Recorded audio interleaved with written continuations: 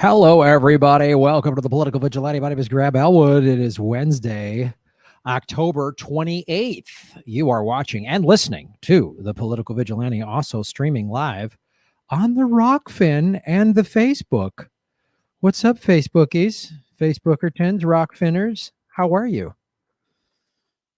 Hit the like button and share this out on your social media that let people know I'm live. Some of you said Status Quo's live now too. Awesome. Status Quo's awesome.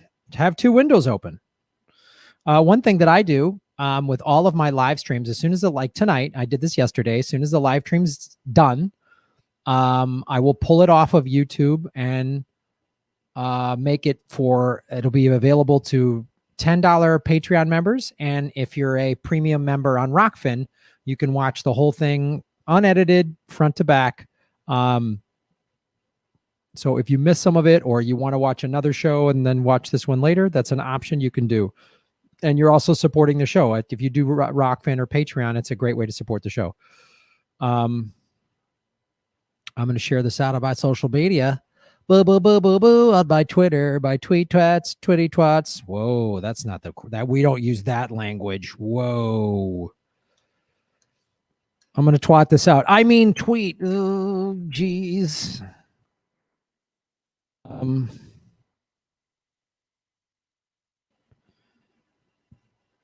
gonna blowjob this out. I mean, that's not nobody says that. Jesus.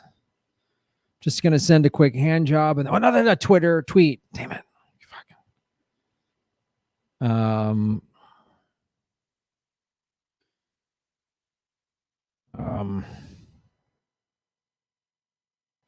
I'm just gonna hot sex this one. Come on. Now you're just making it about a sex thing. We're not doing serious political stuff. You're just being a weird creep. Alex Jones kind of invited his way on Rogan's show. Yes. What's up, Adam? Snowy, K-Mac, Russian Bot, Ricky, Jerobe, Sassy Sasquatch, Matt S, Sam Deed. Hello. Hello, everybody. Kim, Dimitri, Meg Z. Williams, thank you. Over on the Facebook. Sam Dean on the Facebook. Thought I'd stop by the Facebook feed. Remember to like and share, folks. Shave your knuckles for justice. Thank you so much. Graham and technology don't mix. No, they do not. Balthazar, can we talk about Thailand? I need to contact you. I have been doing a lot of research on the protests. Yes, please send me that. Melissa, hello. I forgot to let Kim. Oh, shit, I forgot to let Kate know. Whoops. Oh, boy. I always forget there's people helping me, and I just like, oh. Oh, hold on. Live.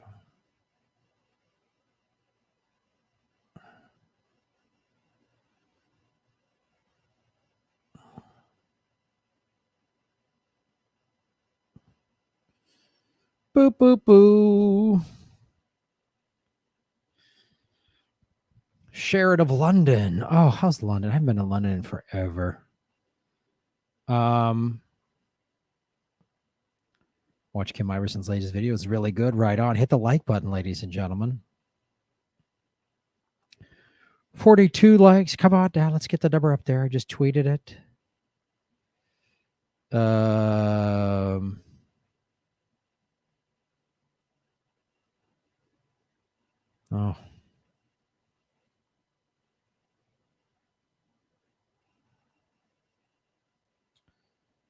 Boom.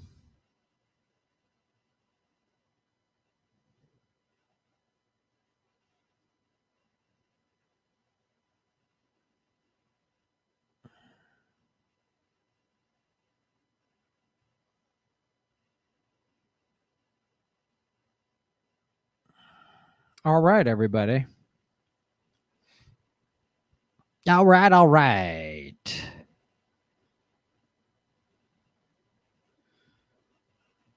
Welcome everybody watching on the Rock Pin. Thank you so much, folks, for tuning in on the Rock, on the Big Rock. Kate's here. Sorry, Kate. I just, I know yesterday I was like, I'll probably go live around 6 or 7. And then today I was like, I'm just going to go live now. Free Julian Assange is absolutely correct. Maria.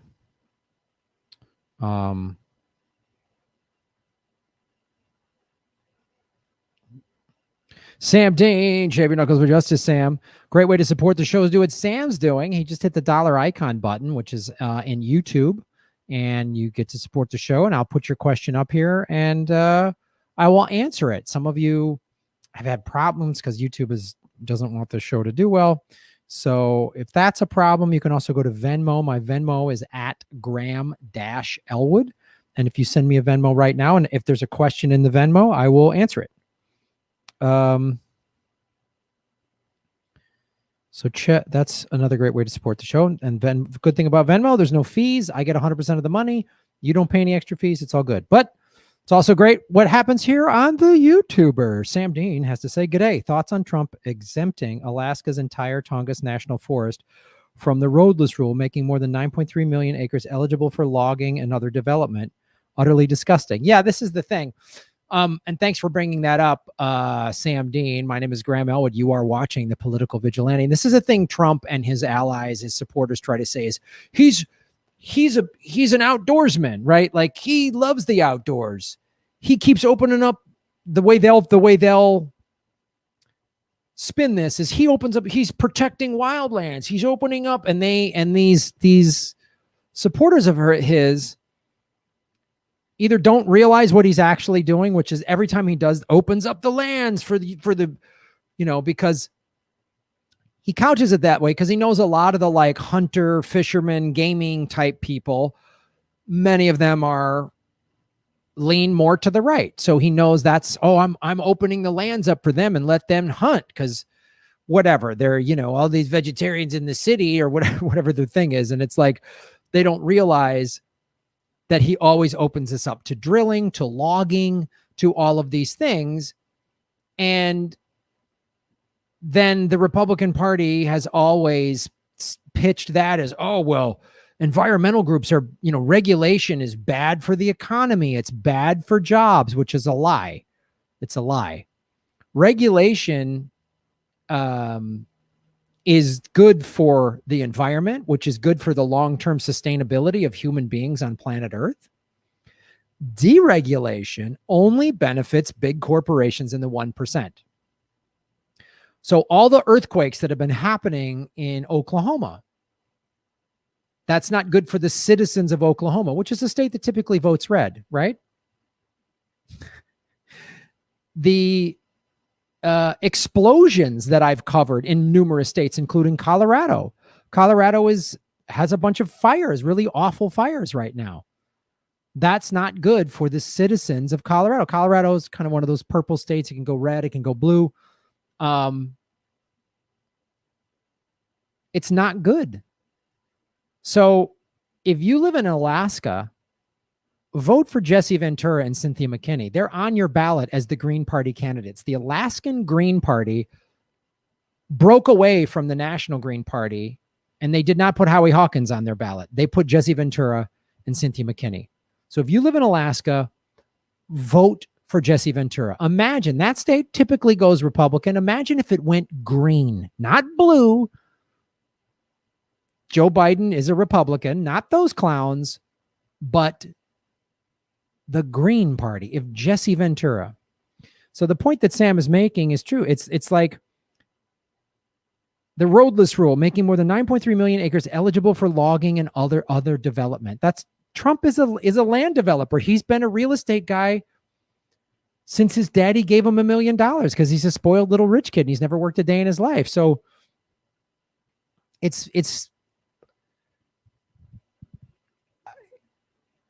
and his followers, but this is the problem with the duopoly in America.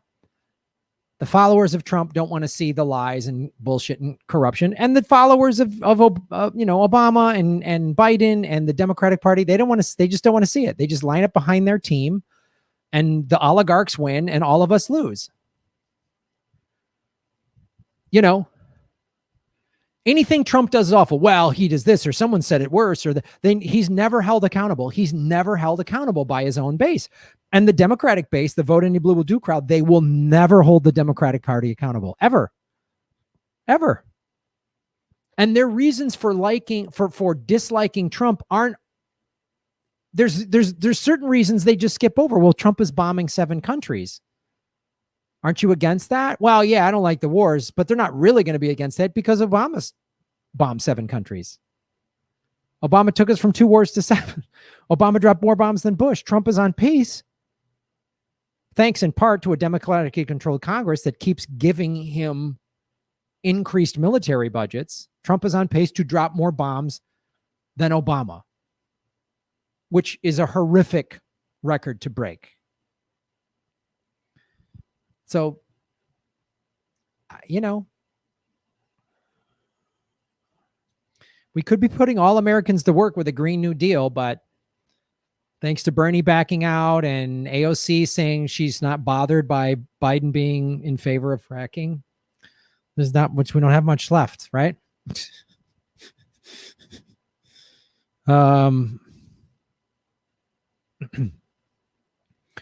By the way, France just announced that the entire country is under lockdown as of midnight tomorrow. Germany will adopt similar measures soon. Yeah, it's the second wave, man.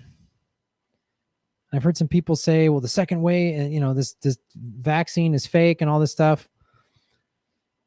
The government's lying about the numbers. Absolutely, the government's lying about the numbers. Absolutely, we can't trust anybody. We can't trust anything. It doesn't mean COVID is fake. Every virus that has ever come out, every pandemic that's ever happened, there was always a second wave, and usually the second wave was worse. So the Spanish flu, which had a really brutal second wave, there was no deep state back then. There's corrupt politicians, but not to the extent we have now. And the second wave is what wiped more people out. So it's pretty alarming. Everything's. Gina G, what's up, Gina? Cast my ballot yesterday, voted for Jesse. Right on. As did I. So I voted for Jesse in California.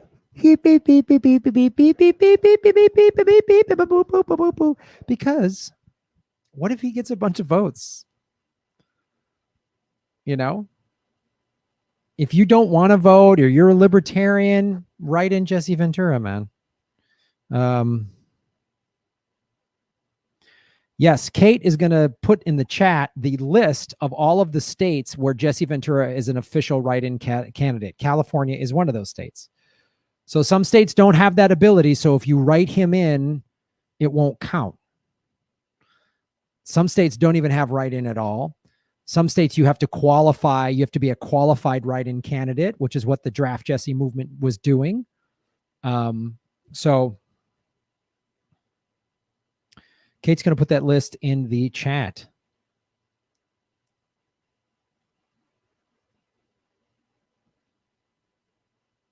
Burke Herrick, what's up? Shave your knuckles for justice. Love being yelled at because I won't vote. Joe. Yeah. Love being yelled at because I won't vote, Joe. I get it. Thank you. Yes. You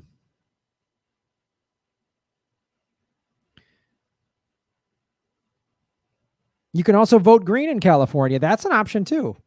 Howie Hawkins is the official Green Party candidate in California. If you want to vote Green, go for it. You know? Show them how many people would have voted for a progressive Democrat.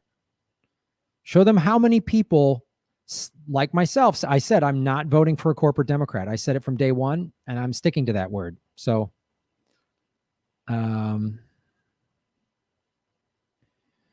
Walker Miller, hello. Damn, but I wrote in Hawkins, Kentucky. Love, by the way. Right on. It's all right. Trump changed the law to allow killing hibernating bears and bear cubs. Isn't that awesome? Good people.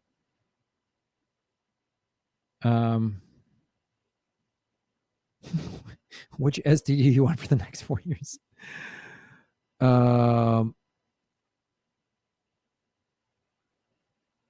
Yeah, I know people who think Trump is opening the parks for the people, but those parks are for our betterment and opening them is for private corporations. Right, exactly. They should be protected for us. That's what national parks are, protect lands so that we can go enjoy in them and camp, hike, whatever. Even if there is a certain amount of some parks, you can hunt on them and there's very strict guidelines, hunting seasons. You got to get a permit. Well, that's I'm all for that. Just open it up. And they don't realize, oh, here come the loggers. You like going out hunting and fishing. Well, it's going to be contaminated because thanks to fracking, trees are going to be cut down. They're going to build up a new development. You're really going to like that? All right. Voted for Hawkins here in North Carolina. He was on our ballot. Right on. Jesse Ventura is a write-in in Washington State. Right on. Pandemics happen, and with all our knowledge, we're still in denial. I know. It's like,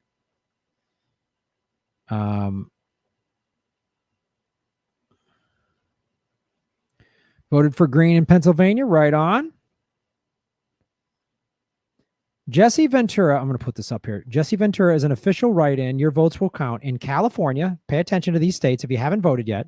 California, Iowa, New Hampshire, New Jersey, Oregon, Pennsylvania, Rhode Island, Vermont, Washington, D.C., Wyoming, and Alabama. Especially if Jesse got Wyoming and Alabama. That'd be great.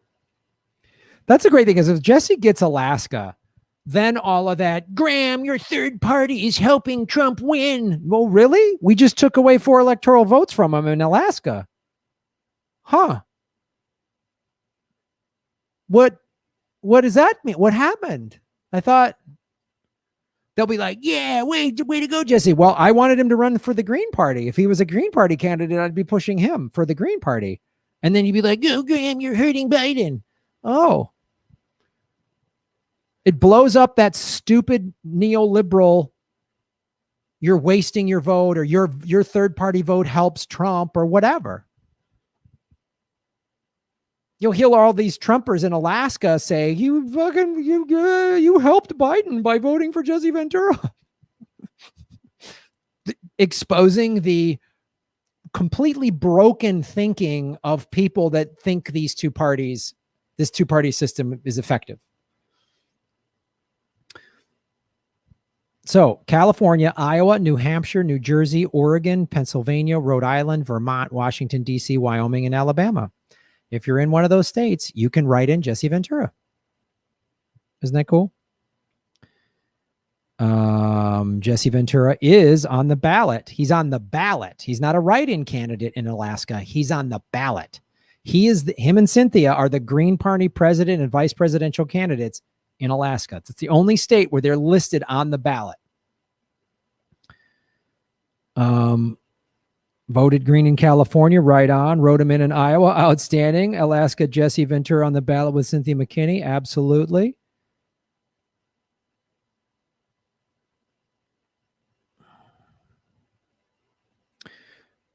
Graham, don't you know all third-party votes are guaranteed to the Democrats? I know, and I know you're being sarcastic, Gina. It's so funny that it's like, and the number, and they, when they got all mad at Jill Stein, it was like, Jill Stein in 2016 got 1 million votes. Gary Johnson, the Libertarian candidate, got 7 million votes. So it's just a broken idea. So if anything, if you're taking that idea that libertarians take votes away from Republicans and Greens take votes away from Democrats, well, then Gary Johnson took more votes away from Trump than Jill Stein did from Hillary. But I know progressives that voted for the Libertarian because they were like, he's got a better chance. You know, I know some progressives that were like, voted for Gary Johnson. And had Bernie, been the nominee, they would have voted for Bernie in 2016, but instead they voted for Gary Johnson. I know people who were like, I'm never voting for these two corrupt parties. I know people were like, after Bernie sold us out and endorsed Hillary, I'm out. And they voted for Gary Johnson and some for Jill Stein. I mean, like that. Oh, you're taking from. bullshit, man.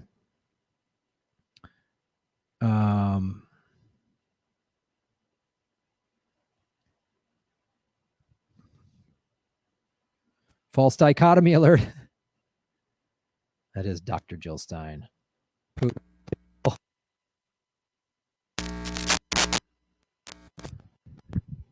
Oh, we're having some issues. Voted for Howie in Maryland. Outstanding.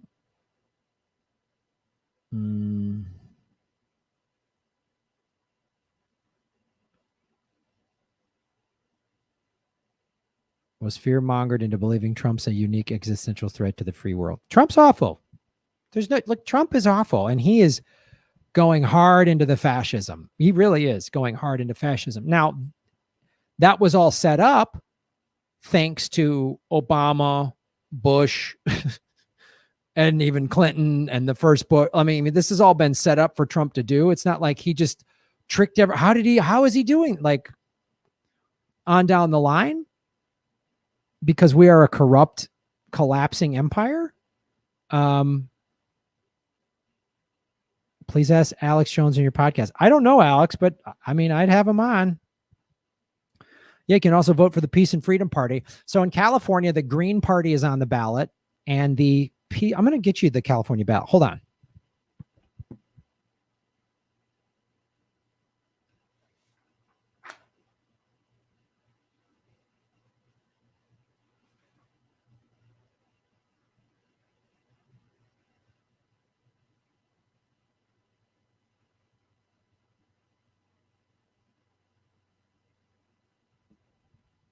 So here's the thing in California, you can print this out, but then you got to mail it in using the official ballot that they give you, official envelope that has a barcode on it. And then you have to sign the back of it. If you vote by mail, make sure you sign the back of it.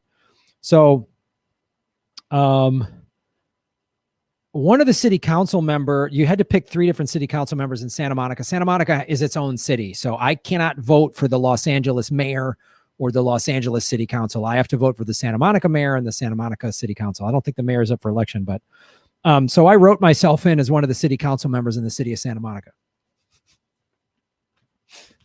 Maybe I'll become a city council member. And I wrote myself in for the school board. A couple names in the school board. Some of the other candidates I looked up to see if I liked them or not. And then district attorney, I voted for George Gascon running against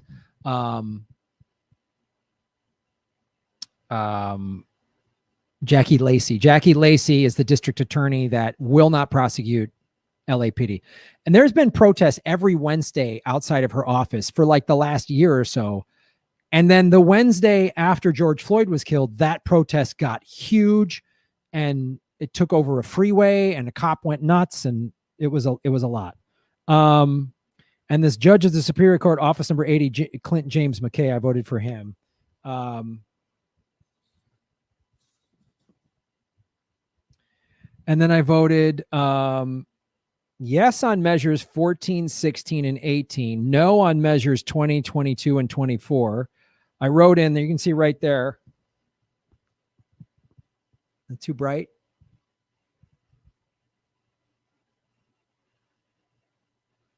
Jesse Ventura, president. County measure J, I voted yes. Measure 15, 17, I voted yes. Measures 19, no. 21, 23, and 20. 21 and 23, I voted yes. And 25, I voted no. So there you go.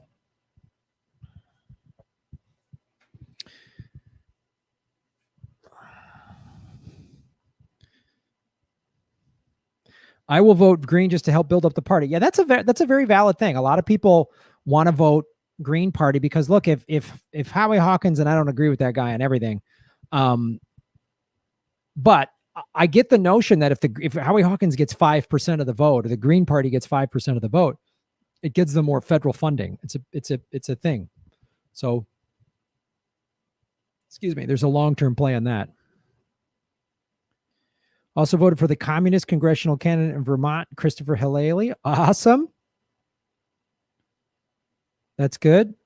So again, these are Jesse Ventura and Cynthia McKinney is an official write-in in Alabama, California, Iowa, New Hampshire, New Jersey, Oregon, Pennsylvania, Rhode Island, Vermont, Washington, D.C., and Wyoming.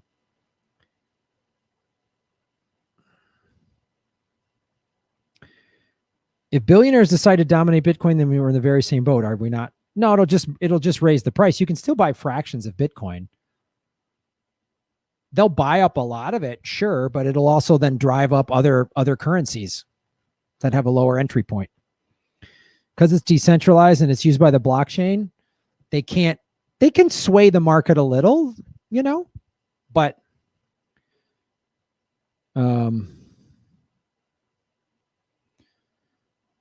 yeah, again, I don't know Alex Jones. I don't think he knows me, so I'll try, but he's got 1 million followers or whatever. I mean, he's nuttier than a bag of squirrels, but boom, Gina G.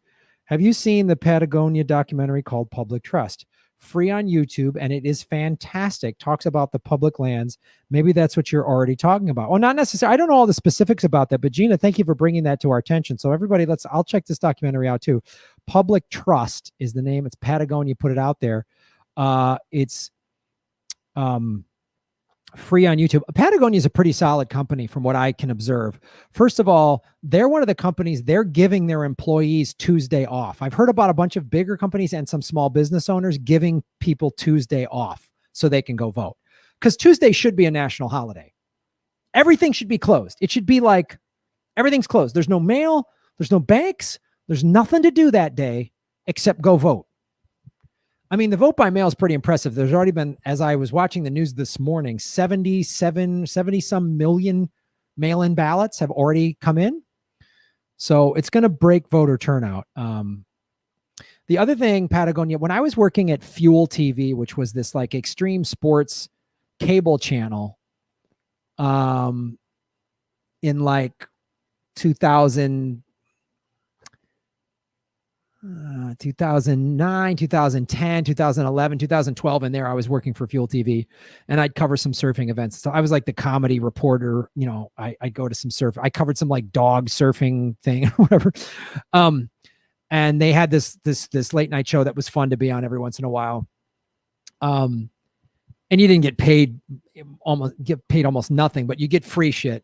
All the surf apparel companies would give you stuff to wear on Fuel TV. And then it got bought. Fuel got bought by Fox. And then it became more of an MMA thing or whatever. I don't know. It changed. But I went up to the Patagonia factory up in, I think it's either Oxnard or Ventura, and interviewed Fletcher Chenard, whose dad started the company. And it was impressive. Like they had solar panels. They had this like organic food, like lunch buffet or whatever for their staff. They recycled everything. They had a compost. They were starting to make more surfboards and just outdoor equipment from more recycled materials. It was a really like, as a big company goes, it was pretty impressive what they were doing. So I'd be curious to see that, Doc. Thanks, Gina, for letting us know about it.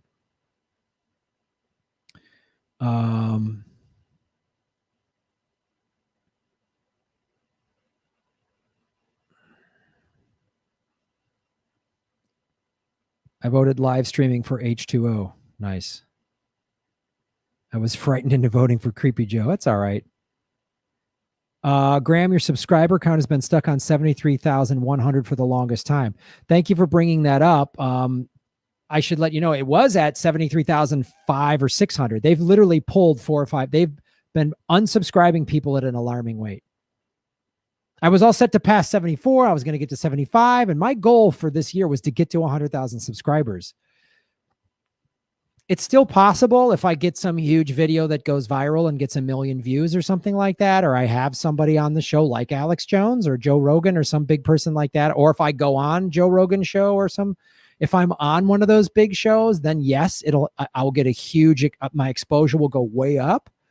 So yeah, I'll try to get somebody like that on the show or be on their show. But yeah, you see YouTube is literally, my number has gone down by about 400 or 500. I was like 3-4 weeks ago, I was about 73,005 or 600, I think. I was like, oh, I'll set to cross the 75,000 mark. And I was going to, post that online and we're growing and yay, and rocking. And it's just a bummer, man. It's a bummer that they just censor me left and right. So 222 watching, 125 likes. Thank you, Jenny Butcher, J9 Campbell, over at the Rockfin. In Colorado, we had 10 to choose from and write-ins. 17 candidates in Colorado. Oops. Here's the Colorado sample ballot. I'm going to put that in the chat on the Colorado sample ballot. So in the state of California, and they're fucking with Wisconsin, obviously, but in the state of California, as long as your mail-in ballot is postmarked by November 3rd, it will count. Now, the Supreme Court just ruled that in Wisconsin, it has to arrive by November 3rd. So each state's different. So if you can hand it in, go to your, if you're in a state that you're not sure, or they're playing games like that, and you get a mail-in ballot or whatever, go hand it in to the registrar's office by you or something, or, you know, like, make sure it gets in there.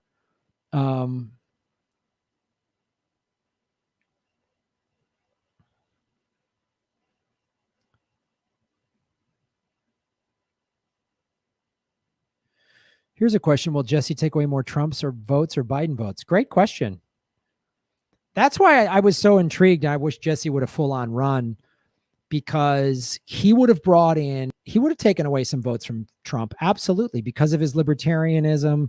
I mean, he's way more left than he used to be, which is a good thing.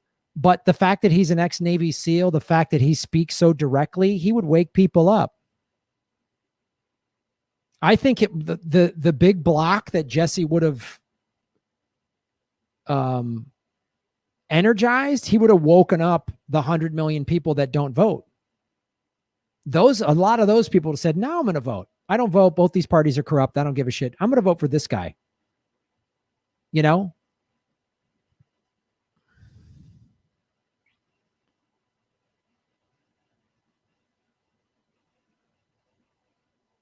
All right, let's make sure I didn't miss any of the super chats.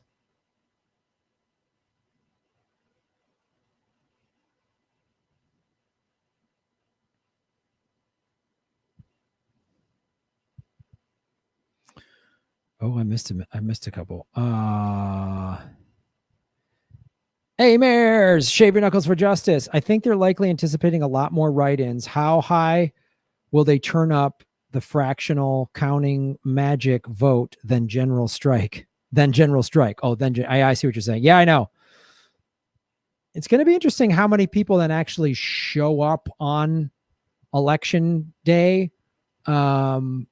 Early voting has started in many states, and like in Georgia, they're like, we had to wait 3 hours. They've closed polling places in Georgia because Georgia has a chance of flipping from red. So yeah. Zachary Tetyen, what's up, Zachary? JLP locked his Twitter after liking Guy 90 million tweet. Jesus, of course. Alex Sarah, what's up, Alex? Shave your knuckles for justice. I live in Staten Island, aka most red borough of New York. Is there a way to trick people into voting for their best interest as opposed to against? Vic DeBetto has better luck of winning than a Dem. That's funny. That's funny. Yeah, I don't know if there is a way. Kit's Corner, what's up? Shave your knuckles for justice. Green New Deal is innovating a failing energy sector into the 21st century. Solar, wind, etc. won't lead into rolling blackouts. I guess Joe Biden is anti-innovation. Yeah. I know. It's like a Green New Deal that was like, and not only would we upgrade the power grid. The power grid in America is like archaic. And it's ripe for an attack or collapse or whatever. So if we did wind and solar and used more battery storage to store that energy when there's excess wind or excess sun or whatever. But that's not.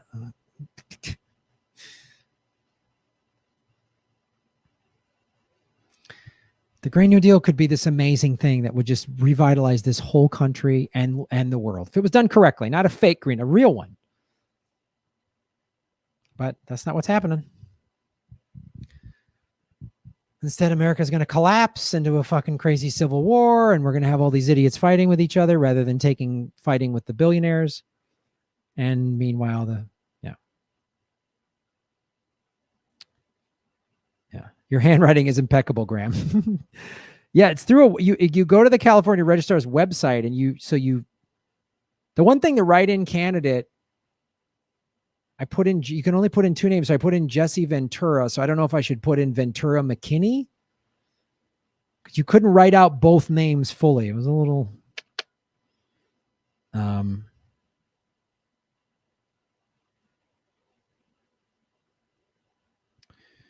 the Great Reset is no longer a conspiracy theory. The Wealth has openly been talking about it. I know. 54% of all small businesses close in San Francisco. Democrats won't save you. Absolutely correct. When government lies, the truth becomes treason. Governor Jesse Ventura.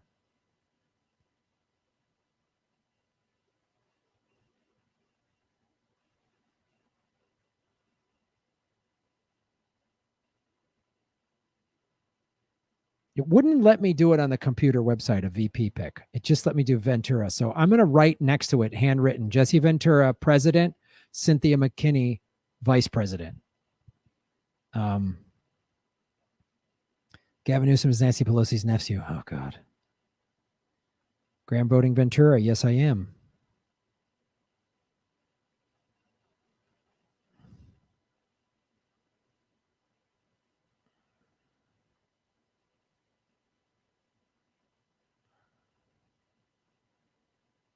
I haven't mailed it in because I haven't got my vote from mail ballot yet. And I was like, wait a minute, what?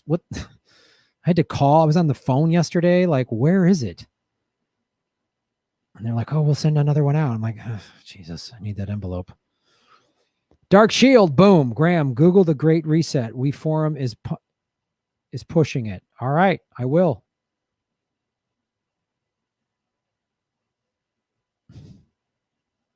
Jesse needs to go back to wrestling. WWE sucks right now.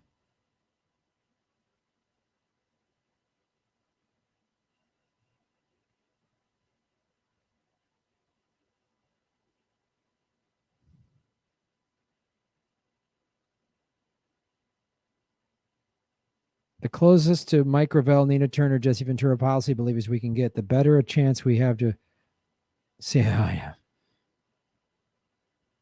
I voted for the Socialism and Libertation Party, aka Communist Party. Okay.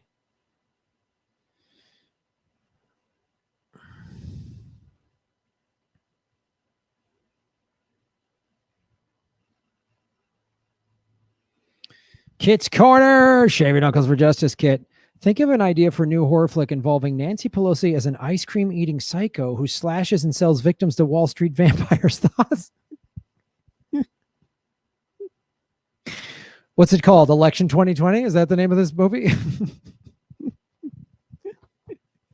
That's hilarious. 159 likes, folks. 255 people watching. Let's get the likes up over. Let's get the likes over 200, everybody. Hit that like button. Hit that hot, fresh like button, citizens of Gotham.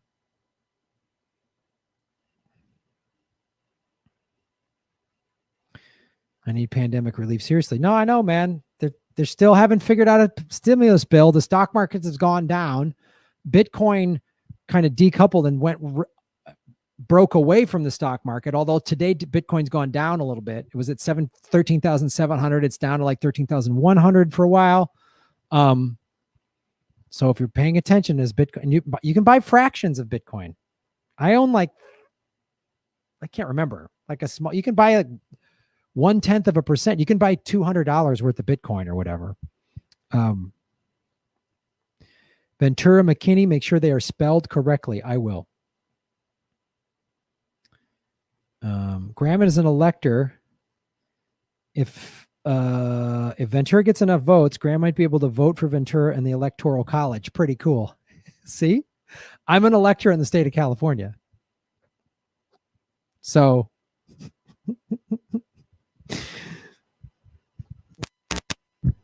How awesome would that be? And everyone's mad. This YouTube comedian that wears tight black t-shirts and is a vegan server. We got Jesse Ventura. Oh, God, that'd be fantastic. Matt S. just supported the show on Venmo. You can do what Matt did and go to @Graham-Elwood. Boom. I will read Matt's question. Seems like the media is deliberately not covering Hunter Biden's antics. The Trump kids seem obnoxious, but Hunter and Joe seem effing evil. You're absolutely correct. I mean, look, if anybody talks about Hunter Biden, people have been pulled off of YouTube. They've had their Twitter account suspended. I mean, I did a Hunter Biden video and I put it on Rockfin only. It's only on Rockfin. Because again, this is how the pedophile ruling elite cover up. They just say, nope, shut that down. It's like Pizzagate. 4 years ago, I wasn't paying as much attention to this stuff. And I was like, there's a lot I don't like about Hillary Clinton. But the Pizzagate thing just seems like, oh, they made a crazy conspiracy. Oh, there's some underground, whatever. And then I watched Out of Shadows. That's a documentary. Not Out of the Shadows, but Out of Shadows. 3 words. Watch that documentary. It's free on YouTube. Out of Shadows. And they interviewed the reporter that covered Pizzagate. This woman is a very acclaimed journalist. And she'd done whistleblowing stories before. And when she started covering Pizzagate, she's nuts, she's crazy. And then you read the emails, and it is creepy. They never mention direct saying sex with children or pedophile, but they mention all this weird, we're going to have $50,000 in pizza, and I'm going to get pepperoni. And then there's the FBI says that that's online code for pedophiles. Like cheese pizza means young boy, pepperoni means young girl, whatever. I don't know but there's shit like that. And you read those emails and you're like, this is weird. And now what's on Hunter's laptop? Right? There's also there's a kind of Matthew Weiner's, I think, laptop. And some people say the stuff that's on laptop is horrifying and they don't want that so these ruling elites, as I have covered, are creepy as shit. And of course the mainstream media is not going to cover it. The mainstream media isn't going hard after what's going the Ghislaine Maxwell deposition.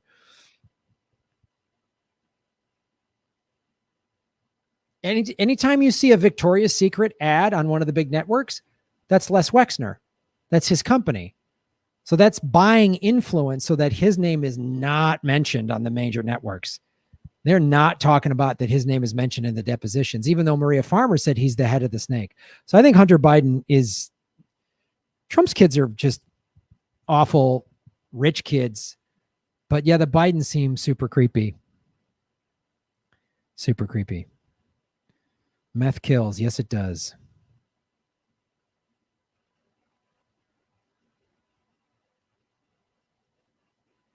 Remember that Q nut that went to the pizza place and started shooting? Yeah.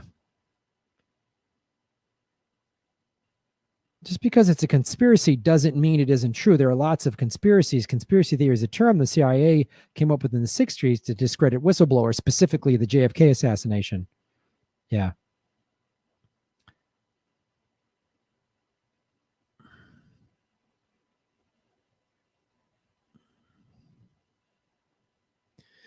Yeah, if you watch that Out of Shadows documentary or read the actual, go to WikiLeaks and dig through all the Podesta emails, read some of those emails.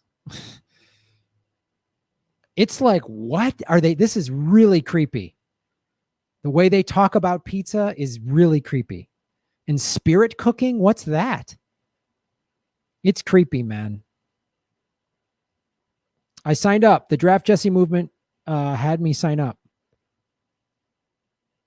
They didn't have me. They asked me to, and I said, yeah, I volunteered to do it. So I signed up.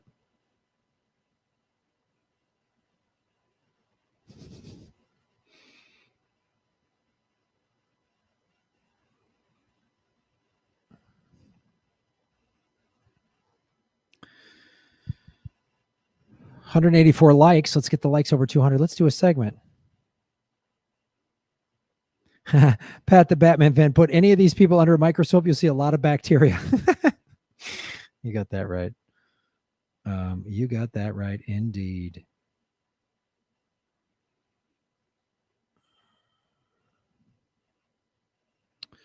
All right, everybody. All right.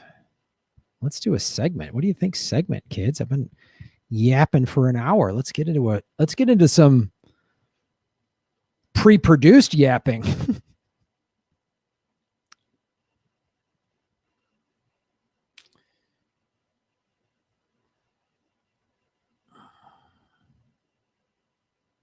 I feel like we need to acknowledge that there are billionaire pedophiles and trafficking, but not get too caught up in where we start believing QAnon. Well, first you got to just understand QAnon is a psyop, right? I think General Flynn created it, but it's definitely a psyop. And their QAnon is helping push, like, they're really ramping people up into civil war and maybe even get them to go to full fascist and stuff. So right there. So QAnon, they're on the mark about 70% of the time, but then the other stuff is crazy. So again, stick to the facts and follow the money and realize that QAnon is a psyop. Doesn't mean everything they say is wrong. Some of it's true, but when it gets crazy and all this other stuff, it's a psyop and they're being played. They're being played.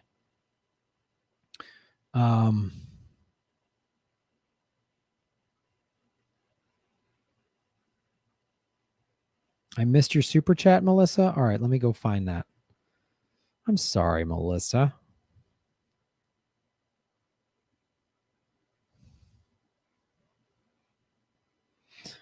Melissa H. Second study, antibodies have short life. No one immune. Yep. That's absolutely true. Absolutely true. I was talking to some people in my yoga class. We're like doing a class outdoors. And these like hippie women were like, this vaccine, there's no, all the media is crazy, which I was like, okay, I agree with you there, but this COVID's not real. I go, it's not real. They've been lying about the numbers. And I'm like, just because they lie about the numbers doesn't mean COVID isn't real. I always use this analogy. Like if a hurricane, we're in hurricane season, there's 27 named storms now, which is about to break, or it's tying a record, about to break a record. A named storm is when a storm gets so bad that they give it a name, Hurricane Maria or Steve or whatever. I don't know how they come up with those names. I forget. One direction is the other, whatever. But a named storm means it's more than just a thunderstorm, right? It's big enough and strong enough that it deserves a name. We've had 27 named storms. And the hurricanes keep getting worse and worse. And the damage every year is in the like trillions of dollars. Now, does the government use it to do land grabs and all this corrupt stuff around it? Of course. It doesn't mean the hurricanes are fake. COVID is for real. These people are like, it's no big deal. They don't know anyone personally that's working in like a hospital or an ER. You talk to someone that's working there, they're like, this is for real. Two of my own personal physicians were like, this is no joke. Pray for us. A friend of mine's cousin who is a nurse in New York is like, it's unreal. So people that aren't seeing that, and maybe they're in a smaller town or whatever, they're, it's no big. They don't think it's real. It's insane. It's insane. It's insane. It's insane.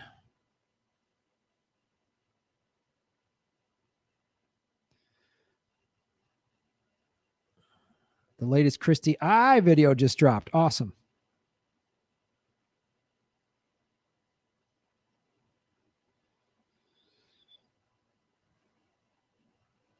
Infidelos, no honor, no voting.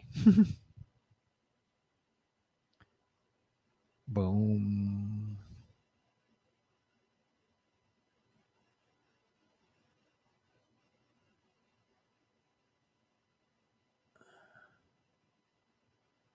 Very suspicious the virus is real, but it's being used like 9/11 to do great reset. Oh, look, they're using COVID.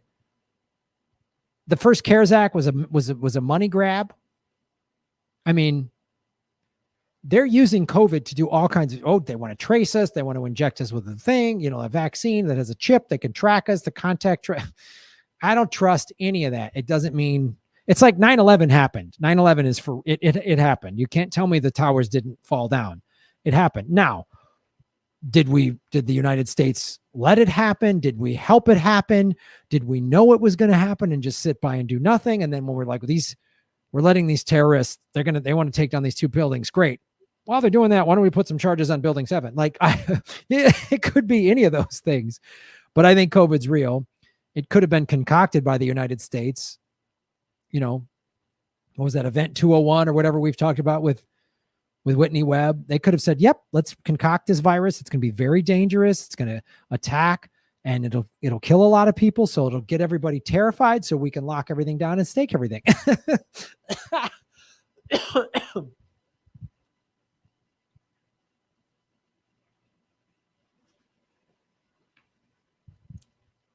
I wouldn't doubt any of that.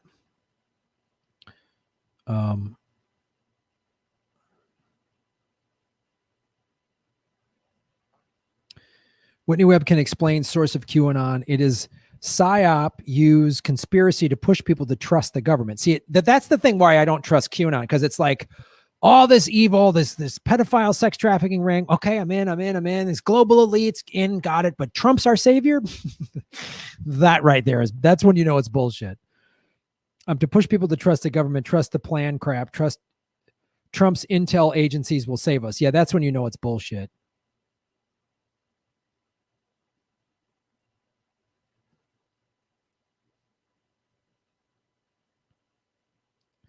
Kate, what's up, Kate? Our moderator, show her some love. Significant hurricanes every year are named starting with A. In 2020, we are already on Z, so that's bad. Thank you for that clarification. Jeremy Chase, what's up, brother? I haven't seen you in a while. Good to have you on the show, man. They should have named the storm that just took out all of my trees. I posted a video of it. Damn. Sorry to hear that, man. I'm sorry, Jeremy. My cousins are doctors in El Salvador and say it's no joke. They get bummed out at all the resistance for COVID safety. Yep.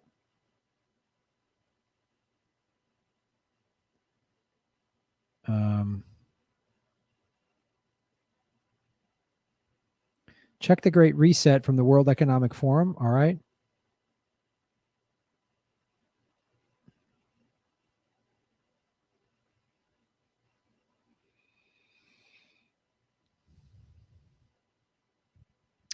Matt S. Boom. Any thoughts on the activities in Philly lately? So as I understand it, the cop shot an unarmed black man who apparently was like, he was having a mental illness breakdown, and it's funny. I've seen so many videos of like a white guy who's clearly having a mental breakdown, acting nuts with a weapon, and the cops don't shoot him. They use non-lethal force. A black guy does it and they just gun him down.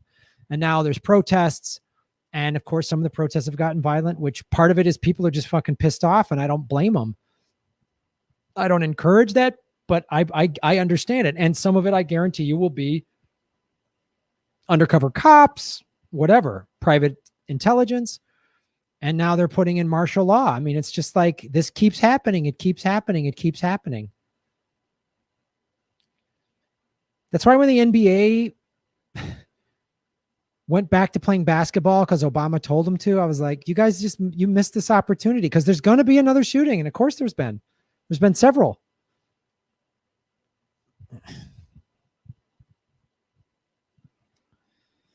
So it's brutal. Philly is another city I've performed at a bunch. I love Philly. Like, you got to understand, as a stand-up comic, as somebody who's traveled as much as I feel kind of a personal affection to all of these places I've been to.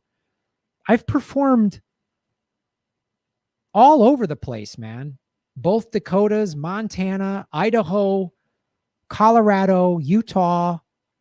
I mean, Ron and I last year did Mississippi, New Orleans.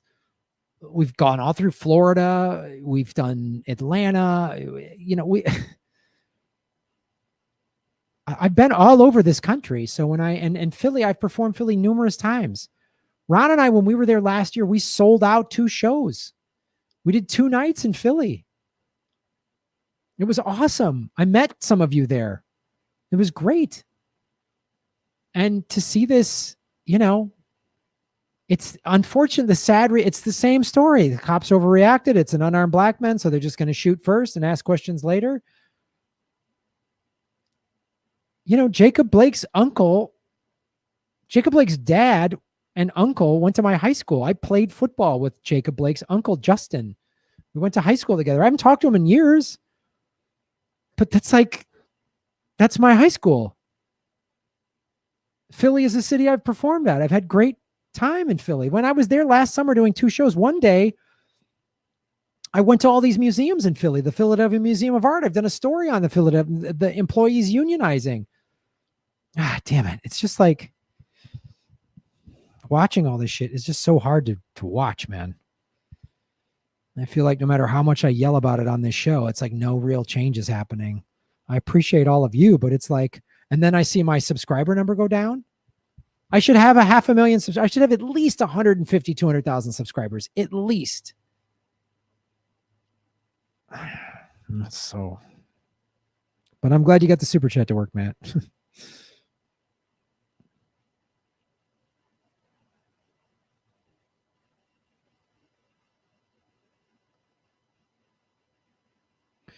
People are nice to you in Oklahoma, even if they hate your ideology. Southern hospitality is a real thing. And I can attest to that. Southern hospitality is very real. And it's really nice when I go there. I always got to slow down when I get to the South. You walk into a store, you can't just be like, yeah, can I get one of those? You got to be like, oh, hi, how you doing? That's cool. Yeah, we're cool. Yes. And I dig it. I dig that. And I wish they would, all I hear are places that could be Comanche, Apache, Iroquois, Cherokee, etc. Well, that's true. I'm sick of our cops being such little scared babies that they have to shoot someone 10 to 15 times because the man has a knife. Yeah.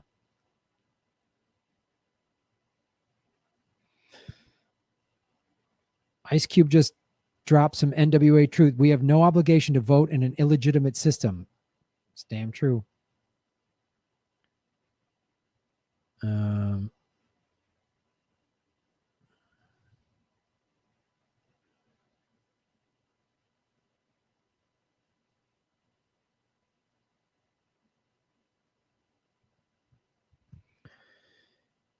The mood in the West reminds me of the feeling of living in the Soviet Union in 1989. Feels very similar with the corruption, anger, and the nearness of civil war. Yep.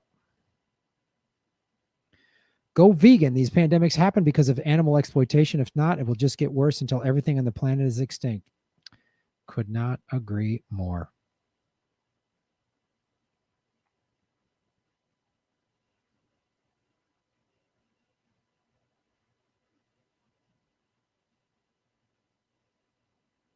Just make sure I didn't miss any of the super chats.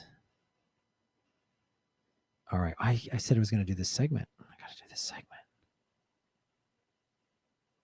The trick now, Graham, is to get Rogan on. I know. Or to get Rogan to come on my show. All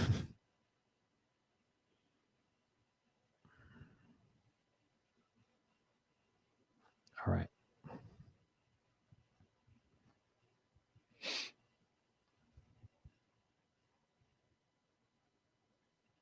Nope.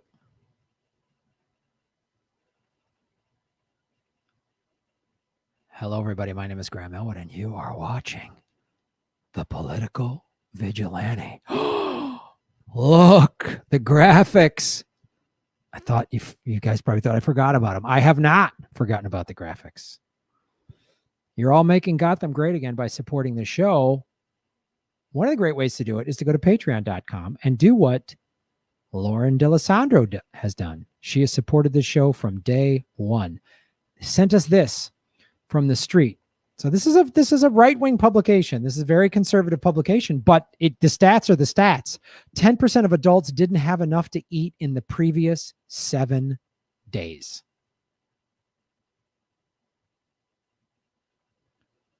So while these two parties, Mitch McConnell and Pelosi, are having one of their stupid little duopoly slap fights,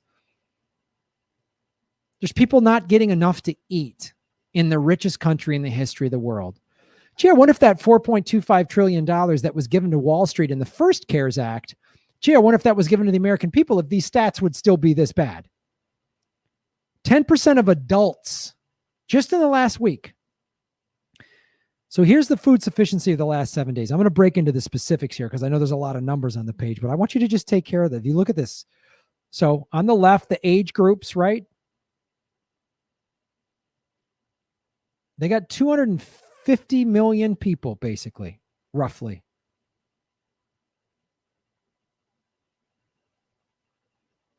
Enough of the types of food, 134 million. Enough food, but not always the right types, 63. Sometimes not enough to eat, 17 million.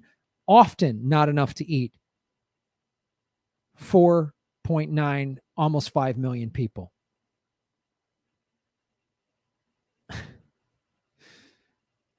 Let's get into the specifics here. And look, if you go down this whole thing, and the link is in the show notes,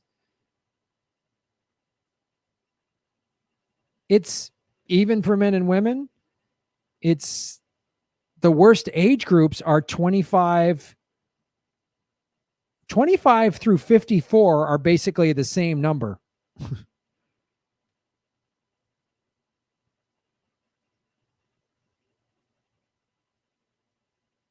This says Hispanic, 1 million, white alone, 2.1 million, black alone, 1.1, Asian alone.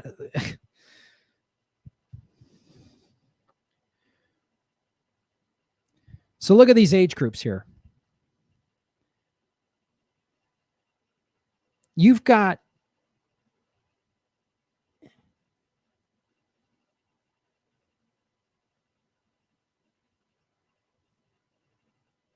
sometimes not enough to eat and often not enough to eat. You've got just in the 25 to 54 age range, you've got what looks like over 13 million people. Of all the age groups, you've got 21 million people. That's pretty alarming. This is from the U.S. Census Bureau, where this journalist got this information. Based on responses collected September 16th through the 28th, the Household Pulse Survey estimates that 24% of American adults expect someone in their household to experience a loss in employment income in the next 4 weeks. So people are not getting enough to eat. They're not getting enough to eat. One of the reasons they're not getting enough to eat, 24% of American adults think someone in their home is going to lose employment in the next 4 weeks. This was the end of September when they did this survey. Here's the reasons. They did this just a pulse survey on Twitter. Loss of income based on responses collected. The household survey estimates that 24% of American adults expect someone in a household to experience a loss in employment income in the next 4 weeks. Telework. The Household Pulse Survey estimates that 36.6% of adults live in households where at least one adult substituted some or all in-person work for telework because of the coronavirus pandemic, which is, hey, I'm glad they're working. I talk about that like I'm teleworking, I'm doing this, and I've done Zoom comedy shows with Ron. But as I've discussed, so like, and I've said this before, as a comedian, when I go on the road, I impact roughly 70 other jobs, from the Lyft driver that takes me to the airport, the baggage claim, the airport people. Then we land in the new the airport at the new city where we land in, the rental car people, the hotel people, everybody at the comedy club, right? So it's the same thing. If you think about, many of you are working from home. So when you went to work at an office, there was janitors at that office. There was people taking care of the maintenance of that office. Maybe there was a parking lot attendant at that office. Maybe there was, one of those offices that has a little store in it, or a food court or whatever. Those jobs are gone. Right? You'd walk to your local coffee shop on your lunch break to get it, whatever. All that's gone. Maybe you took public transportation, maybe you bought a newspaper at the train stop or whatever. Think about all those little jobs. even if you're home working, which, hey, I'm glad you're working, but think about all those jobs surrounding an office that, nope. Maybe after work, you'd go to your gym or yoga studio or, kickboxing or whatever. Well, that's shut down. Now you work at home and you do that online at home. Enough to eat. The Household Pulse survey estimates that 10.1% of American adults lived in households where there was either sometimes or often not enough to eat in the previous 7 days. Rent. The survey estimates that 6.8% of adults are either not current on their rent or mortgage payment or have slight or no confidence in making their next. 6.8% of adults. Let's do some quick math here. There's 249 million people.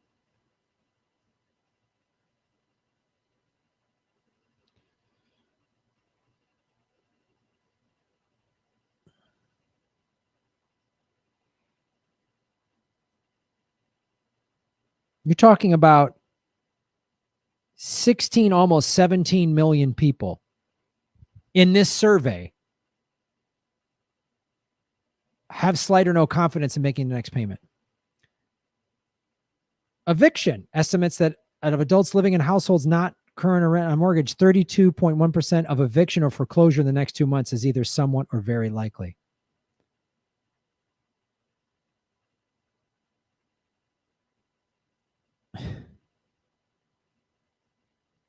That's alarming.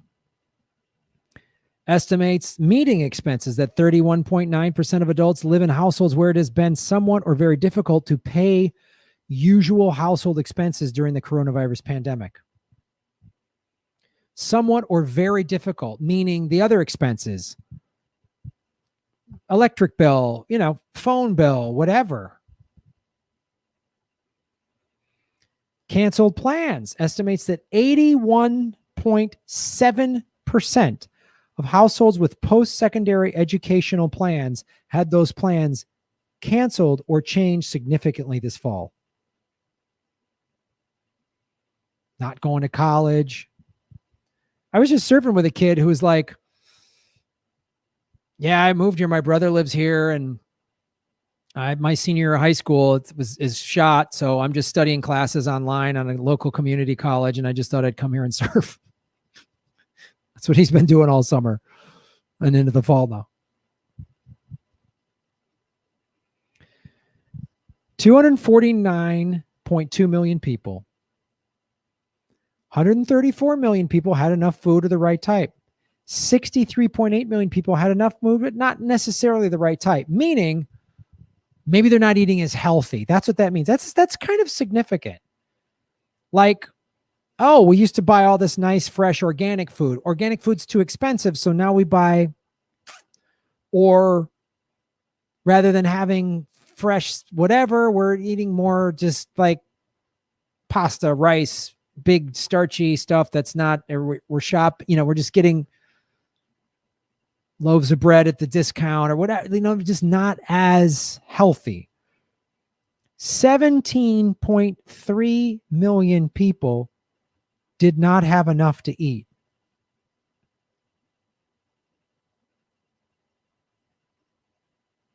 $4.9 million did not have enough, just did not have enough to eat. Not sometimes, flat out. Almost 5 million people did not have enough to eat. 29 million people didn't report. So here's how they came to the 10%. You minus 29 million that didn't report. So that brings the 249 down to 220 million people. And now there you go. There's your 10.1%.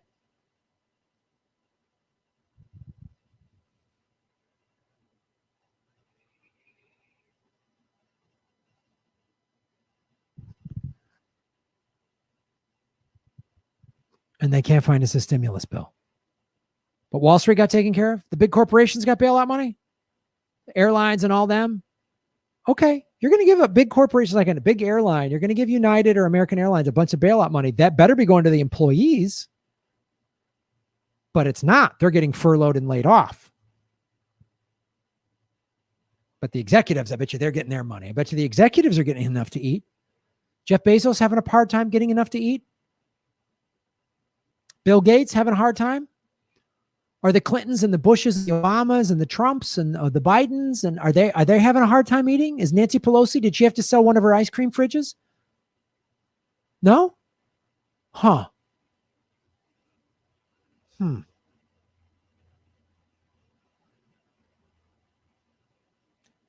Look, I voted. I'm all for voting. You got to vote. There's a bunch of ballot measures that are important. City council seats are important, and the deep state can't cheat all that shit. But if you think electoral politics is going to be what changes things, I always vote. I always will. But when you've got 20-some million hungry people in this country,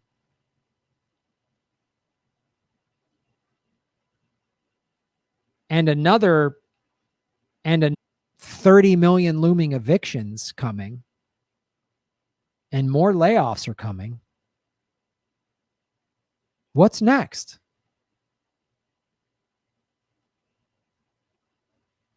Maybe time for general strike.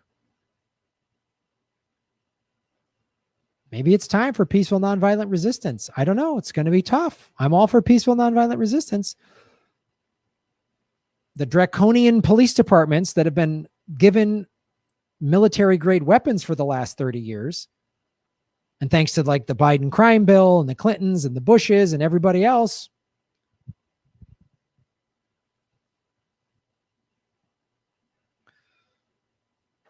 if you can, grow your own food.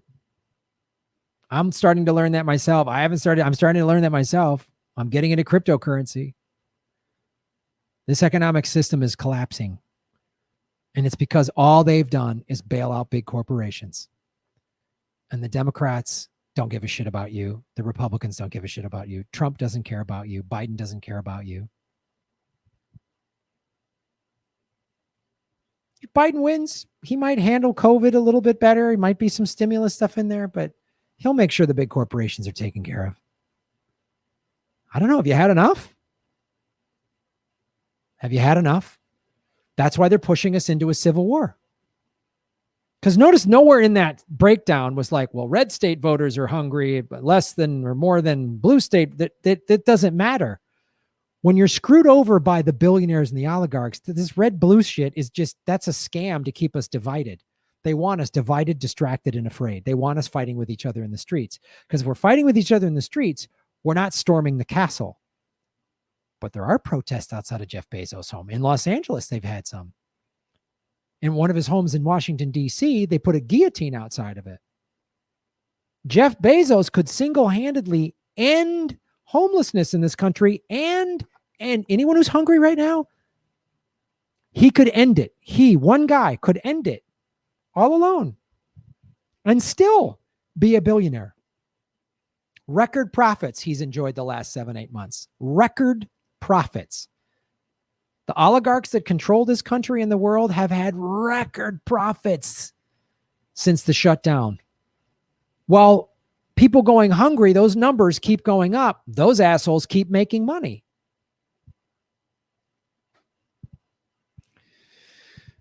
So I'm going to talk about this in a way the corporate media won't. That's why you come to this show, because I'm not going to bullshit you. I'm not going to now cut to some ad from some big company that is telling me what to say or cannot say. Well, don't make fun of Jeff Bezos. He buys a lot of ad time with us. Don't go after Boeing, Graham. They buy ad time. I don't have that problem. Even the ads that run on YouTube, I get paid when you watch them. Those companies don't have a say in what I do. They don't give me huge checks. I get paid if you watch them. So by you letting those ads play is taking money out of their pocket and putting it into mine. It's not buying their product. So thanks for supporting what I do so I can keep bringing you stuff like this. Thank you, Lauren D'Alessandro, a Patreon member. It's a great way to support what we do. Go to patreon.com/Graham Elwood. You can also support what we do at rockfin.com/Graham Elwood. It is another platform. It's blockchain and it's cryptocurrency, which means blockchain, it can't be bought by some big company like Google or Facebook, and we're paid in cryptocurrency All my videos are up on Rockfin ad-free, and they're free. It's free to sign up and free to watch. If there is a premium tier on Rockfin, it's $10 a month. You get access to all the premium content for all the content creators across the whole platform. Me, Ron Placone, Convo Couch, Nico House, Richard Medhurst, Kim Iverson, Jimmy Dore, all these people. Dave Anthony from the Dollop is going to start, Whitney Webb. So check it out. Check it out, everybody. And then, of course, I have a Venmo at Graham-Elwood. I have a PayPal button at GrahamElwood.com. I even have a P.O. box if you want to go old school. I have a Bitcoin wallet, a Bitcoin Cash wallet, and an Ethereum wallet, all in the show notes. Thanks for watching. You're making Gotham great again. Boom.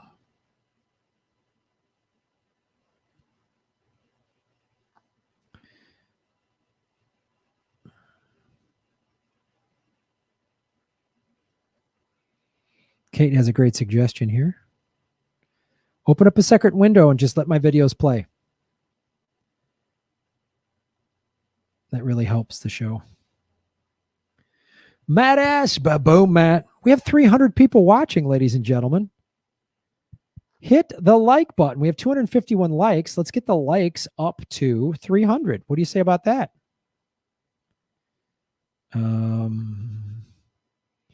Matt asks, great to have you supporting the show. With America suffering from obesity, especially in poor communities, I can't imagine it's a lack of food, but poor food quality, corn syrup, junk, etc. that I believe. Well, there is absolutely some truth to that. Yes, that's a part of it too. And again, that's part of the corporate coup of this country over the last 4 decades.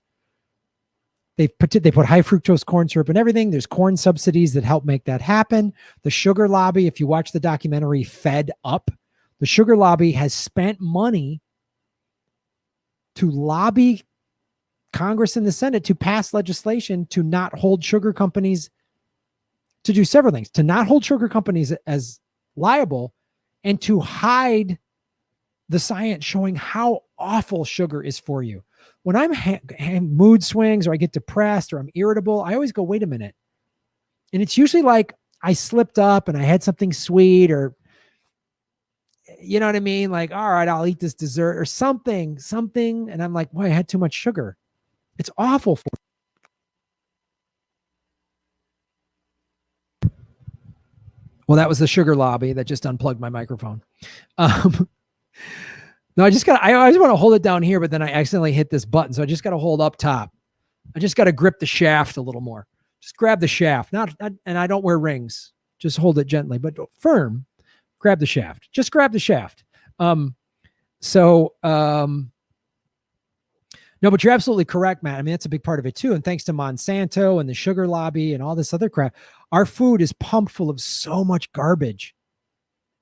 I find I go to the store and I suggest start reading labels. I'm like, oh, all natural organic granola. I'm like, oh, cool. And I read the label, cane sugar, high fructose corn syrup. They put sugar in everything. And sugar is addictive. Sugar and salty get you. So that's part of it too. And again, I've traveled all over this country and I've been to these small towns and areas where you go out to eat. There's no fresh produce. You go to the restaurants, the best you can get is like an iceberg lettuce salad. And it's school lunches. I mean, on down the line, man. And then people get hooked. I mean, then they're addicted. So then they're like, oh, the food police are telling me how to eat. I've heard people say that in these states that have these high obesity rates and all this stuff. And that's what an addict does. Hey, you're doing drugs and you're drinking too much. Don't tell me, I'll drink when I want to. Don't you? That's how an addict reacts.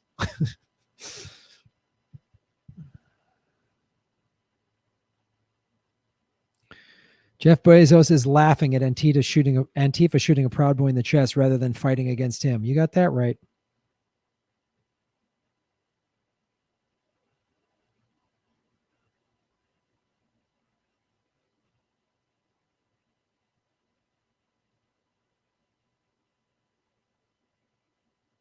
Eat the rich in order to absorb their power. When a person is hungry, that's all they can think about. Absolutely. Yep. Yeah, the food deserts. grocery shopping at the Dollar Tree, Dollar General. No, I've seen that in LA. It's the 99-cent stores, and the 99-cent stores now, some of them have produce and stuff, which is like, at least there's some healthy stuff to get there. And I've been tight on money in the past, and I've gone to the, between gigs or whatever. I remember back before I was doing the show, and in the day, and I go to the 99-cent store with $20. I could get enough groceries for the week. And you could kind of get some healthy stuff, but it's like almost no organic food, some fresh vegetables. They have produce there. It's California. There's a lot of produce, but canned stuff with sugar. I mean, it's really like, it's a lot.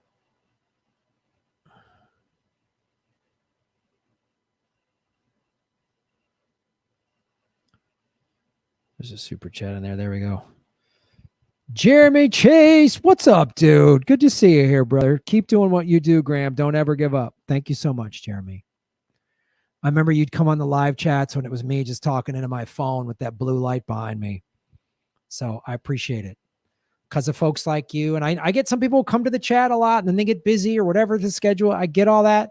I just appreciate you showing up and supporting the show, man. I really appreciate it. We got to fight the good fight, kids. We got to fight the good fight. 283 likes. Let's get it over 300. 300 likes. 300 likes. Hit the like button. Hit the like button. Hit the like button. Hit it. Hit it. Hit it. Hit it. Hit it. Hit it. Hit it. And when you stop, get yourself off of sugar and white flour and dairy. When you start doing these things, you notice you'll feel better. You'll start to really feel better.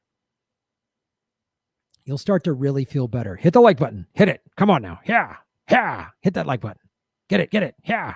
Who? Yeah. Yeah. 293. Come on.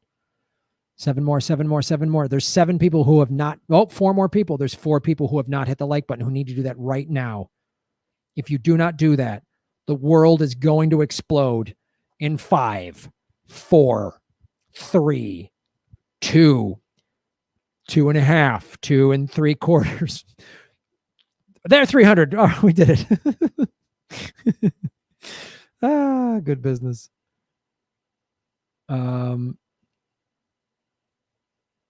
You need to go green screen a Gotham or Batcave background. I know.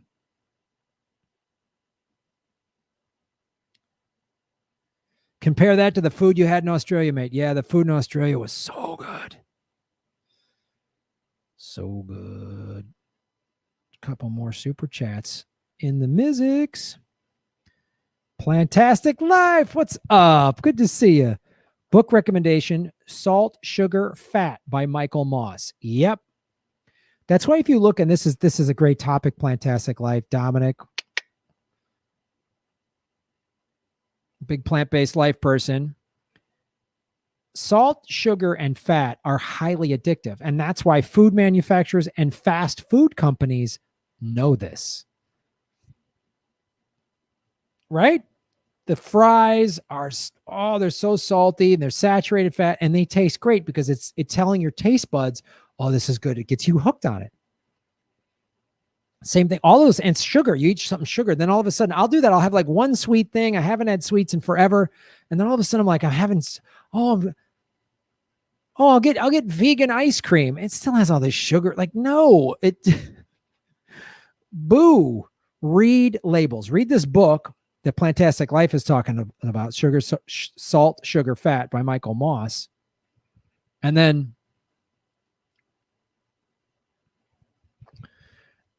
I'm telling you, eating healthy starts at the grocery store. I just don't want to bring it in if it's in my house, I'll eat it. Snackety crap. I might get some organic chips, but even that I got to be careful.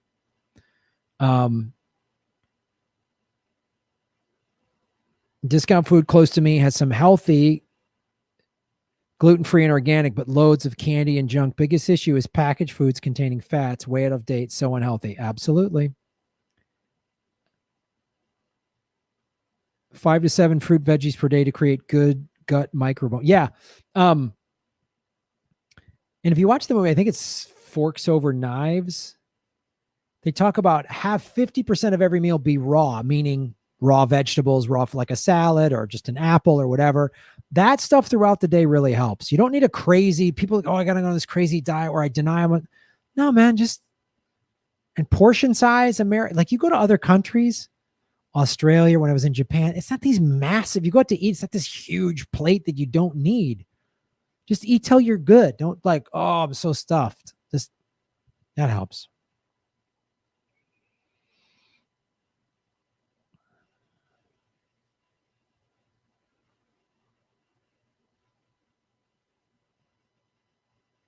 Yeah, and all the food waste. Oh, it's so sad. Matt S., what's up? Ba-boom. Living abroad, you just forget how much sugar they put in American basic food until you wait months before eating an American sandwich or burger. A burger. Yeah, I know. That's it, man. You eat abroad and you like eat all this like when I've been to Asia, all throughout Asia, Australia, or Europe, I'm just like, man, this food is so good. And then you come back and just like, what is all of this crap? It's in our food. It's brutal.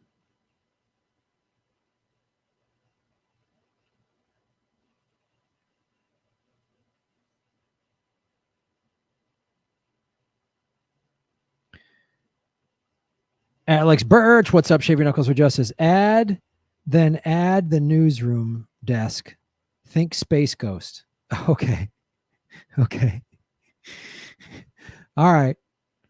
I've just got a new office chair, one of these high ones. I'm going to sit because I like kind of standing, but I'm thinking of a higher office chair. And yeah, I can do like a more back like this, where there's like that's what I had before. And then I had the screen next to me, like right here, and I would point to the screen. I liked that. I don't know. Graham, you look good as the new vegan spokesperson for ExxonMobil. Yeah, they would have me. Gina G, boom. Growing your own food is anarchy. Yep. Grow your own food. Start using crypto. Get out of their vicious cycle, man.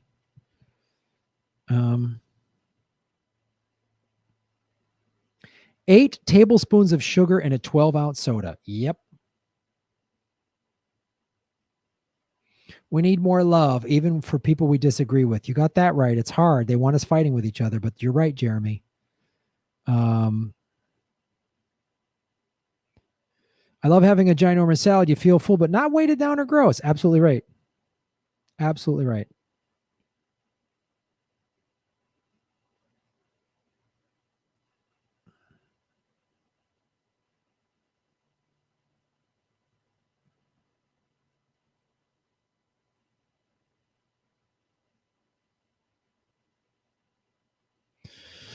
All right. Hit the like button, ladies and gentlemen. Let's do another segment. Boom, boom, boom, boom, boom, boom, boom, boom, boom, boom, boom, boom, boom, boom. Sugar on an empty stomach spikes your blood sugar. That's why they don't eat in the morning or after. That's why they say don't eat in the morning or afternoon. Really, yeah. That's why sugar leads to more sugar.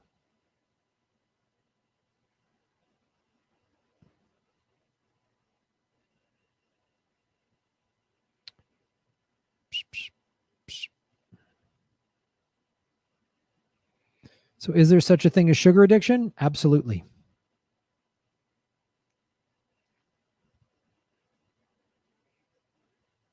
Jimmy is live. All right, I'm going to do another segment or so and then wrap. I'll be wrapping it up. Boop boop boop boop boop boop beep beep bop boop boop boop boop.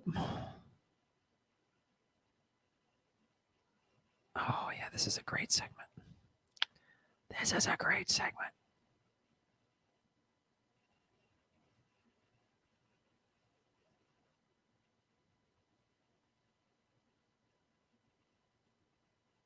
Hello, everybody. My name is Graham Elwood, and you are watching The Political Vigilante. Another great way to support the show is to do what Tim Stack has done. Tim Stack has been supporting the show since day one. He's at patreon.com/Graham Elwood, where he submits an article like this one. how unions can bridge the gap between climate and labor movements. The unionization of environmental organizations is changing the climate justice movement for the better. Here's how. I love talking about this kind of stuff. I did a story a couple weeks ago about how the Philadelphia Museum of Art, the employees unionized there, which kind of is opening our thinking, which is what we should be doing. Because we think unions are just like, oh, for factory workers or construction or something like that. No. Which is why, like, what if McDonald's unionized? What if Walmart unionized? What if Amazon unionized? That's why Chris Smalls is leading this movement with Amazon. But labor and environmental organizations, this is key, because that's why this article is important, why this trend is really it's exciting. It gives me some hope. It's because that's the argument that the especially the Republican Party, but the environmental regulation is bad for business. No, it's bad for the 1%. So they tell that lie so that regular working class people think, oh, well, environmental regulations, that I'm going to lose my job because of that. No. And these are environmental organizations, non-for-profits, which have, part-time and full-time staff members. Every non-for-profit has that. They're starting to unionize. So let's go through this article. Thank you, Tim Stack, again, for sending this to us. U.S. union density has hit a all-time low in 2019. The nonprofit sector appears to be one area where workers are unionizing. Now, that was pre-pandemic. Since the pandemic, look, I've done stories how food processors are starting to unionize. Everyone. I've been saying it for a while, but especially since the lockdown started in March. Especially these essential workers I talk about. If you're in food distribution, whatever, there's obviously nurses union, stuff like that, but find a union. And, we're in a right to work state. Doesn't matter. Find a union. So now what's happening is environmental organizations, non-for-profits, are starting to unionize. The Nonprofit Professional Employees Union, NPEU, brought 7 new workplaces into their union during a 16-day period in April. So that's right when the shutdown was starting. 7 new workplaces. That's big, including the environmental organization Friends of the Earth. Friends of the Earth is a big environmental organization. So now the nonprofit professional employees union, that's impressive. Climate justice organizations are some of the many workplaces that have scrambled to unionize both prior to and during the pandemic for the same reasons as other workers: pay, benefits, and job security. Just because you work at a non-for-profit doesn't mean you shouldn't have a voice at the negotiation table with management. But it's even more significant. This article goes into it. It's really cool. It's in the show notes. And I'm going to get into it here in a second. But it talks about, because some of these organizations get corporate, like the Sierra Club gets big donorship. Sometimes these big companies donate to these companies. They do it. It's called greenwashing, to say, oh, look, Shell Oil gave money to the World Wildlife Federation. Aren't they good? It's like 5 million. Well, meanwhile, they made 20 billion in profit or whatever. But the point is, the employees unionizing, then they can push back if these big corporations are leaning on the board of directors. And I'm going to show you an example with our friend Elon Musk, huh? He'll coup who he wants to coup. Labor unions currently have a 65% approval rating. And I bet you that number was not this big a year ago. People are realizing, because of the pandemic, everything shut down. And then you've got frontline workers, people working in grocery stores, putting their lives on the line, restaurant workers, on top of all of the healthcare staff. So they need unions. As the economy is in shambles, labor support has been steadily increasing because the labor union fights for you. And now you've got some companies going, hey, there's a lot of unemployed people. I'm going to cut your pay. You don't like it? Beat it. I'll hire one of the 100 people standing behind you waiting for your job. There's companies doing that. Well, if you have a labor union, they can't do that. Unions do far more than allow workers to collectively bargain. They give people the ability to practice democracy in the workplace. They have the power to change our political system, and they challenge corporate profit and power. This is a big point.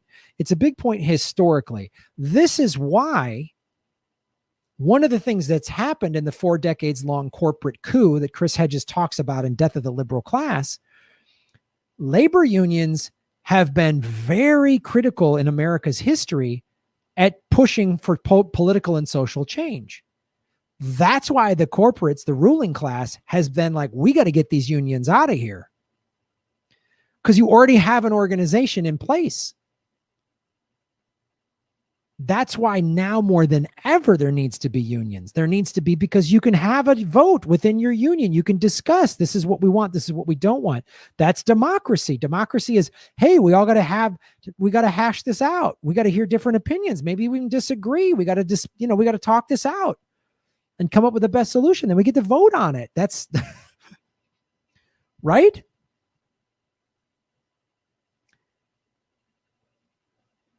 They have the power to change our political system, and they challenge corporate profit and power. That sentence right there is why they are so against it. That's why when Chris Smalls in April said, we deserve better working at an Amazon warehouse where we're exposed to COVID. We need better protection. We need hazard pay. We need union wages. We need all these things. We need free healthcare. That's why Jeff Bezos fired him. There's such a threat. That's why Jeff Bezos spent $1.5 million to try to defeat Kshama Sawant and another socialist running for Seattle City Council. Is one city council member that much of a threat to big bad Amazon? Yes, they are. This organizes the masses. The 1% are outnumbered completely at every turn. That's why they have to divide us. That's why they demonize unions. Oh, unions drive up the costs. It's too expensive with a union. No, it's too expensive for the CEO. The CEO, rather than getting a $10 million bonus, would only get $1 million bonus if there's a union. Oh, boo-hoo. Jeff Bezos doesn't get to fly around on a $75 million Gulfstream. Maybe he only gets to fly around on a $50 million private jet. Thoughts and prayers, Jeff. This is why they fight this so hard, and this is why this is so important that this is happening. This is a quote from a woman at one of these unions. Our true focus is corporate control. Unionizing workers inherently beats back against corporate control and control of the food system.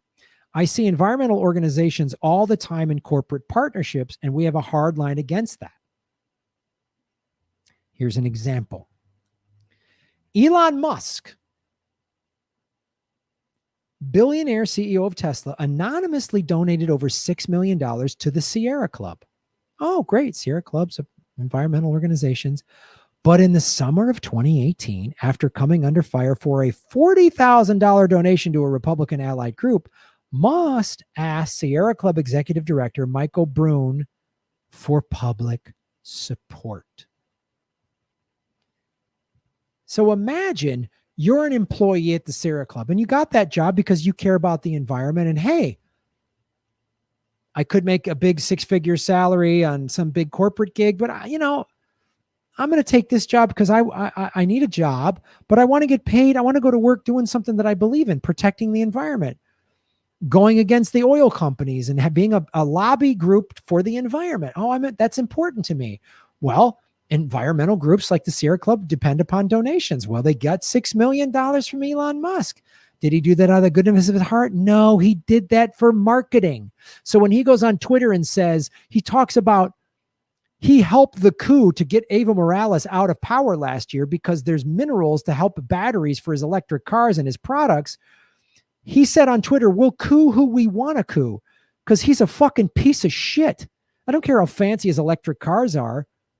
That's not the purpose of an electric car, is to make money so you can go ruin third world countries or developing countries. So this is part of, you see how the filthy, unelected Silicon Valley tech billionaire brain works.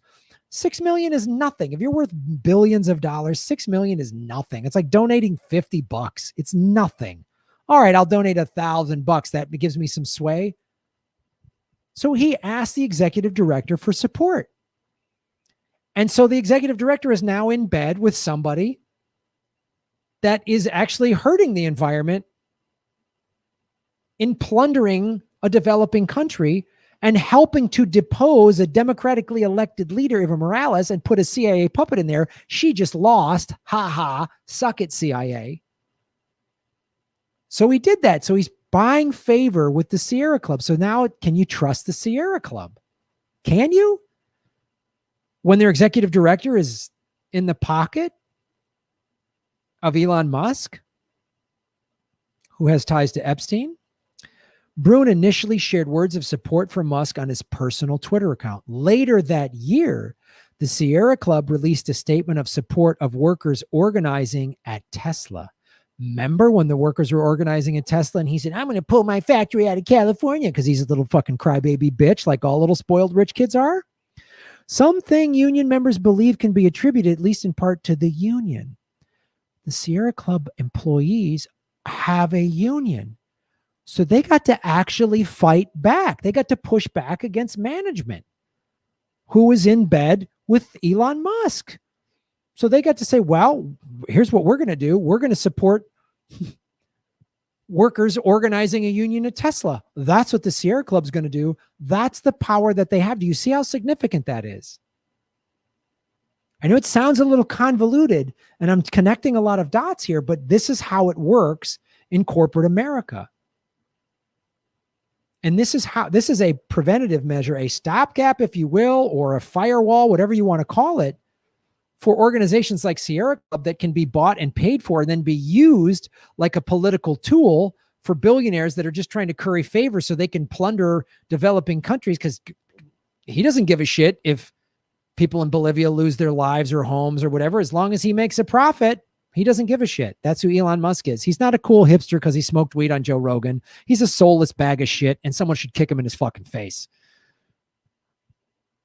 This is how you fight that. This is why this is so significant. While environmental staffers have formed unions for the same reasons most workers do, their unions may be a tool for something greater.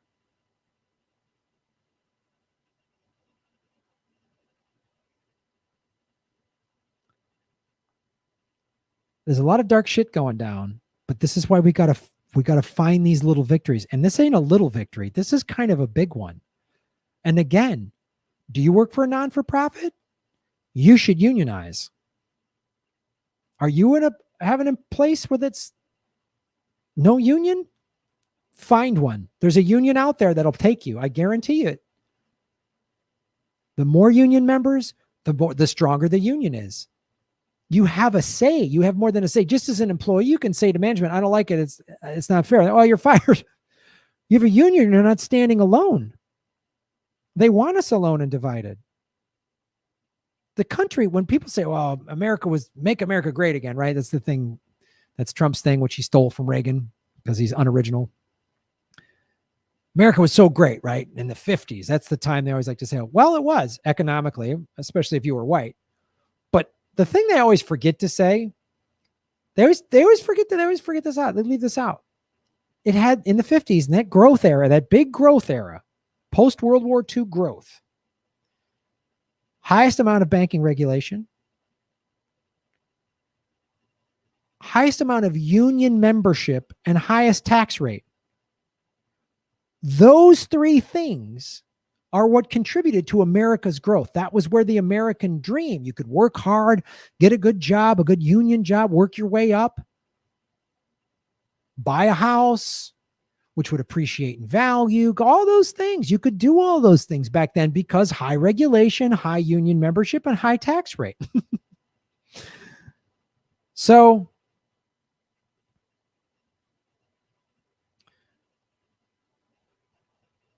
that's why it's a tool for something greater. But there's one more thing I forgot. This is the quote here. Our members are at the intersection of labor and environmental work.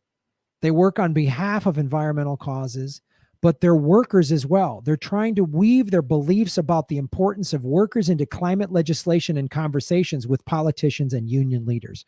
That's why this is so significant. One of the things I've always talked about, what a real Green New Deal would mean is good union paying jobs, building a green economy, for green energy.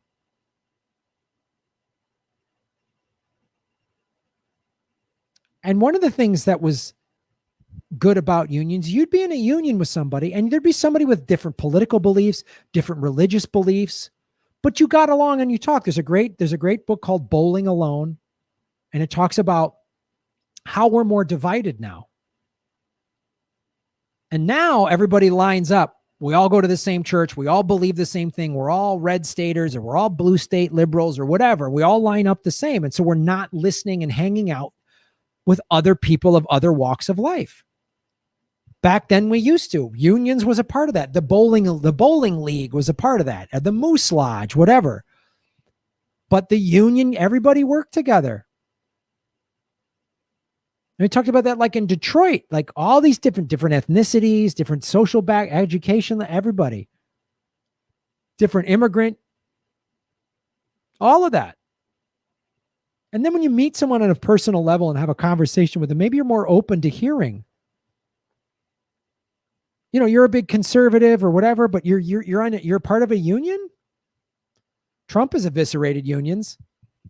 That's something Joe Biden's not going to talk about because he doesn't want unions either. So this is critical. This is a big win. And I thank Tim Stack for sending this to us. Great way to support the show, everybody. Shave your knuckles for justice. You're all making Gotham great again. Support us at patreon.com/Graham Elwood, like Tim Stack does. You can get bonus content for as little as $2 a month. Get your name in the credits for $2 a month. Go to rockfin.com/Graham Elwood, blockchain cryptocurrency platform. All my YouTube videos are also on Rockfin. It's free to sign up for Rockfin. There's a $10 premium membership if you want.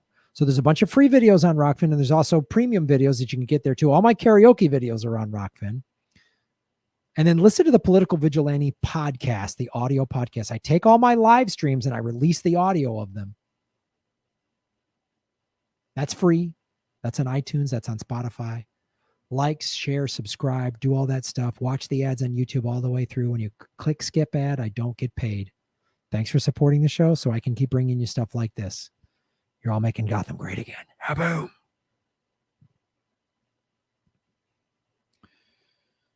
Boo, boo, boo, boo, boo.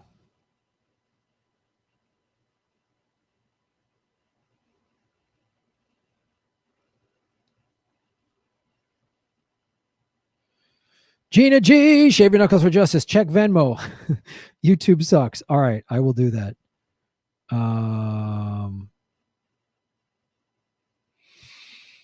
I'll check that in a second. A couple more super chats that I missed. Mad ass, shave your knuckles for justice. What would you recommend to a poor inner city family in terms of growing food or organic living? Oh, there's a YouTube guy, the urban gardening, urban farmer.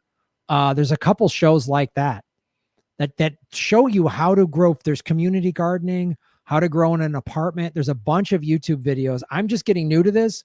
I'm just getting turned on to this. I'm getting new to this, not a sentence. But that's what I would recommend. There's this guy in South Central LA who's called like the Gangster Gardener or something like that. But yeah, there's all these YouTube channels of all this urban gardening that show you how to use it in a small space, how to use a community garden, how to do it on your patio, how to do it on your, whatever. You got a little deck that gets some sun. So, check all those, tell people to check those shows out. That does it. Sam Dean, what's up, brother? Any plans for a Halloween show? You've got the hair for it, just saying. And you could tell spooky stories and sing a spooky song or two. Cool idea? Oh, maybe. I don't know. I might. Let me check the Venmo.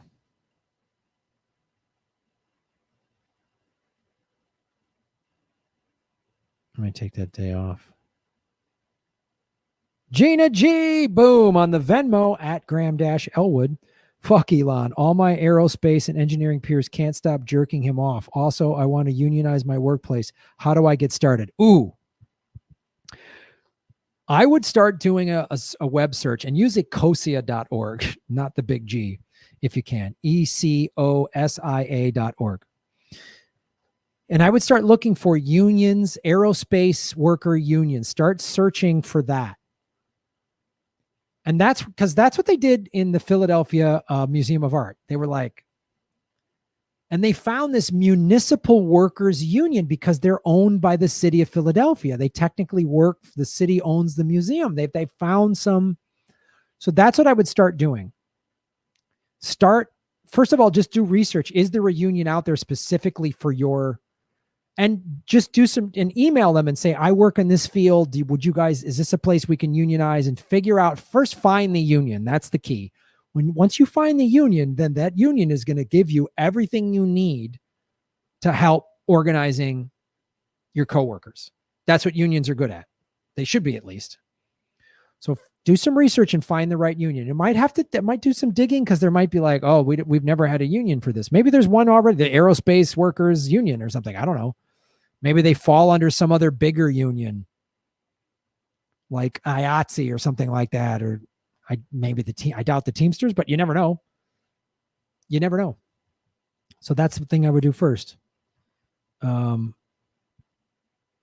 for supporting the show. And way to fucking, if you get a goddamn union at your job, that's awesome. That's badass. That is super badass, Gina.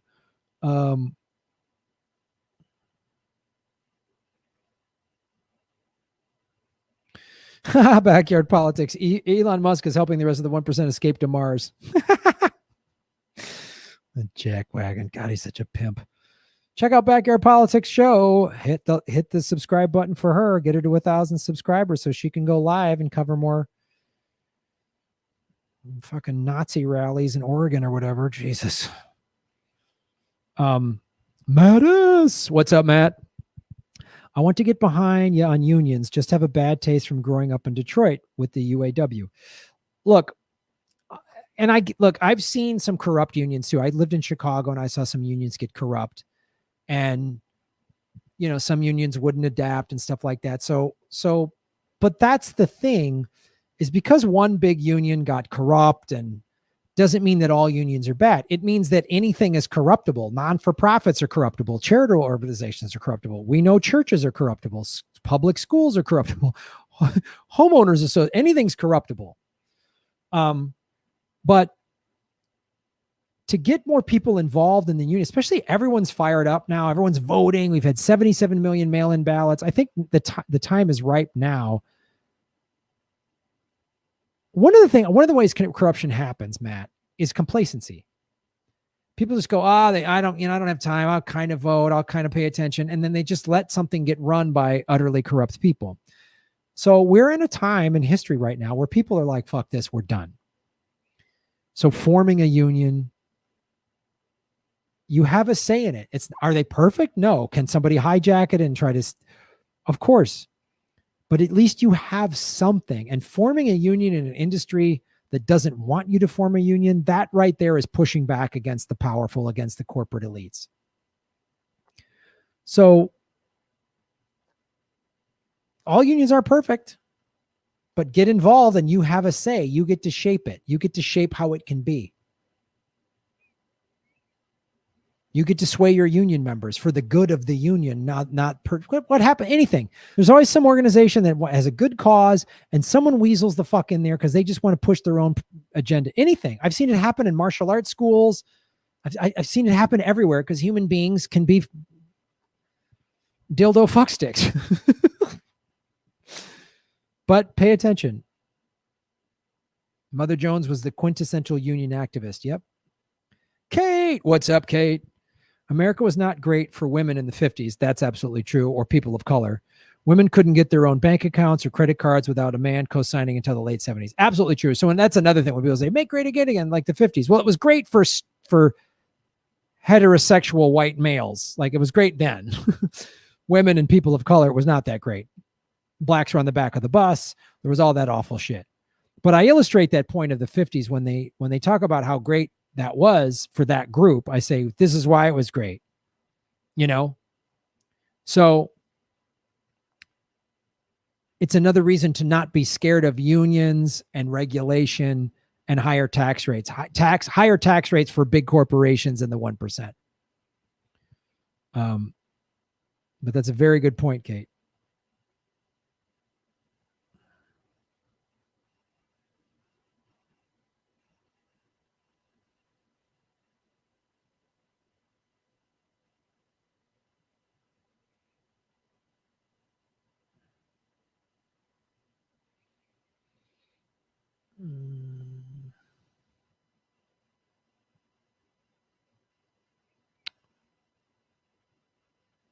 Yes, I did read your Halloween super chat, Sam Dean.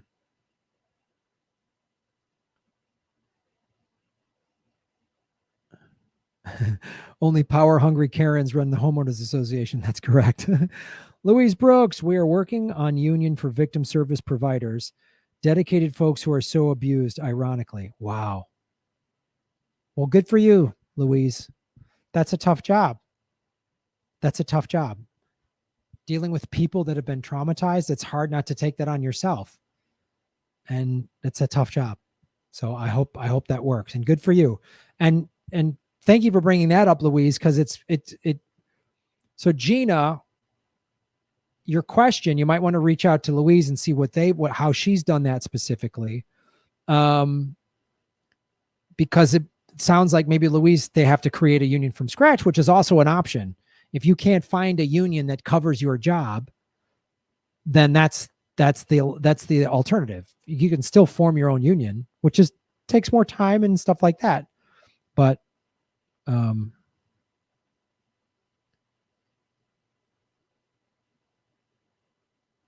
Melissa H. Graham Elwood, Justice Comedian, Shave Your Knuckles for Justice. Thank you. Yes, dildo fuck sticks is a legal term. It's absolutely a legal term. Look it up.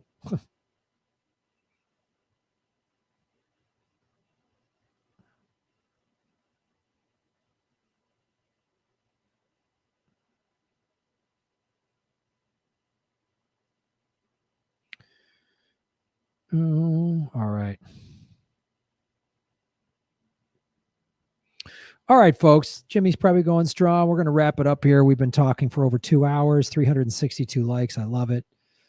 Thank you for all of the support on the Venmo and the super chat. 53 Overzek and Mossadegh in Iran, installed Shaw. Yeah, I know that's. I bet you Ralph Nader has a book about unions. I bet you're right.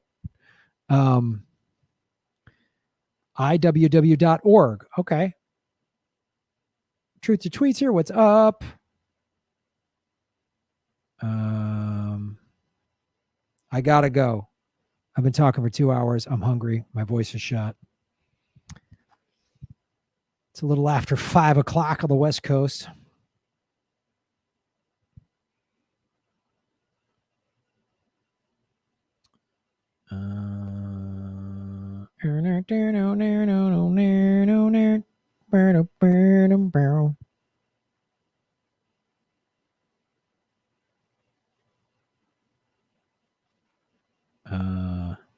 What am I eating tonight? I don't know. Probably a big steak covered in sugar. Wait, what were we talking about today? Take care of those vegan guns. Look at them. What song are we singing, huh? What are we singing?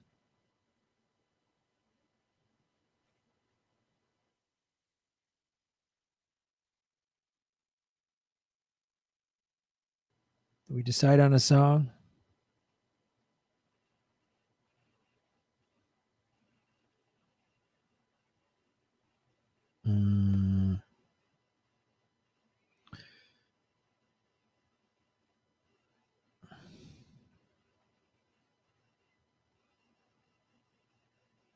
Christopher Cross Sailing. Sailing. Did we? Oh, didn't I thought we sang that? No, we didn't sing that.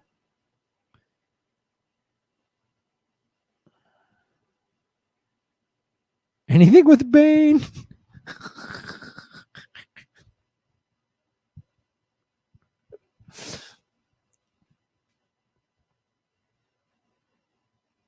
The Christopher Cross song from the other day. All right, yeah. Was that a Granny Petrol singing that? Sailing Away?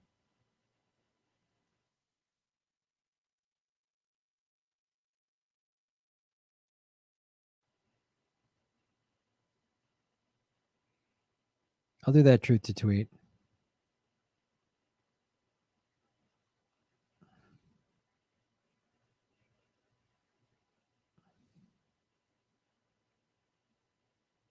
All right, I didn't. Is that Granny Petrol singing Sailing, or can I sing it as Bane? That's right. I couldn't get the karaoke to work for Sailing. That's right. Sing as Crazy Pelosi. Ron and I are going to be doing more comedy shows, so I'll do that. As Bane, sing Sailing as Bane. I'll sing Sailing as Bane.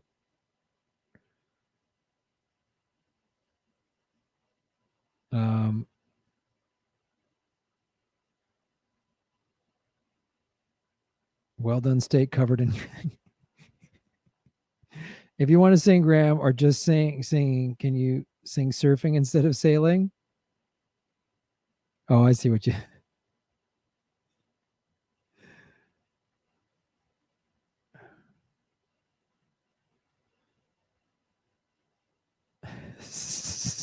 No, it's a debate. Granny Petrol, Bane. I haven't done a Bane one in a while, so I'm gonna do Bane.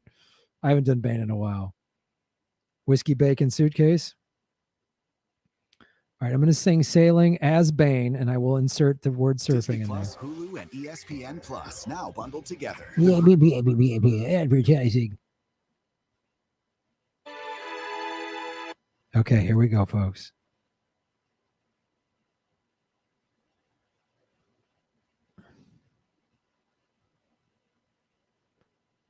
Who's Bane? Bane is from the Dark Knight movies. Here, I'm going to show you who Bane is real quick. You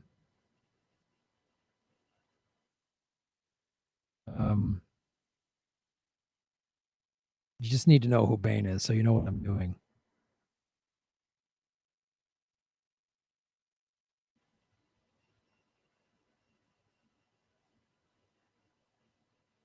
This is the villain in Dark Knight Rises, the third Christopher Nolan movie. Hold on. Here we go. So I'm going to give you a little, show you who Bane is, and then when I sing a song, it'll be even better.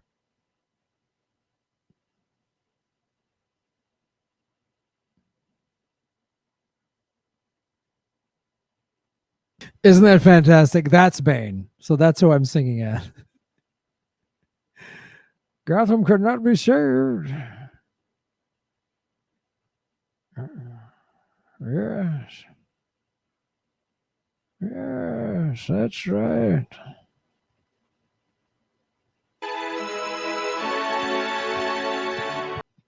Oh, we haven't done a Bane in a while. Fantastic. Oh, what's happening? Somebody doesn't. Oh, man. Oh, nice. Thanks for watching, everybody. Thanks for enjoying the show. Your spirit? Oh, your surfboard. All right, everybody. Thanks for watching.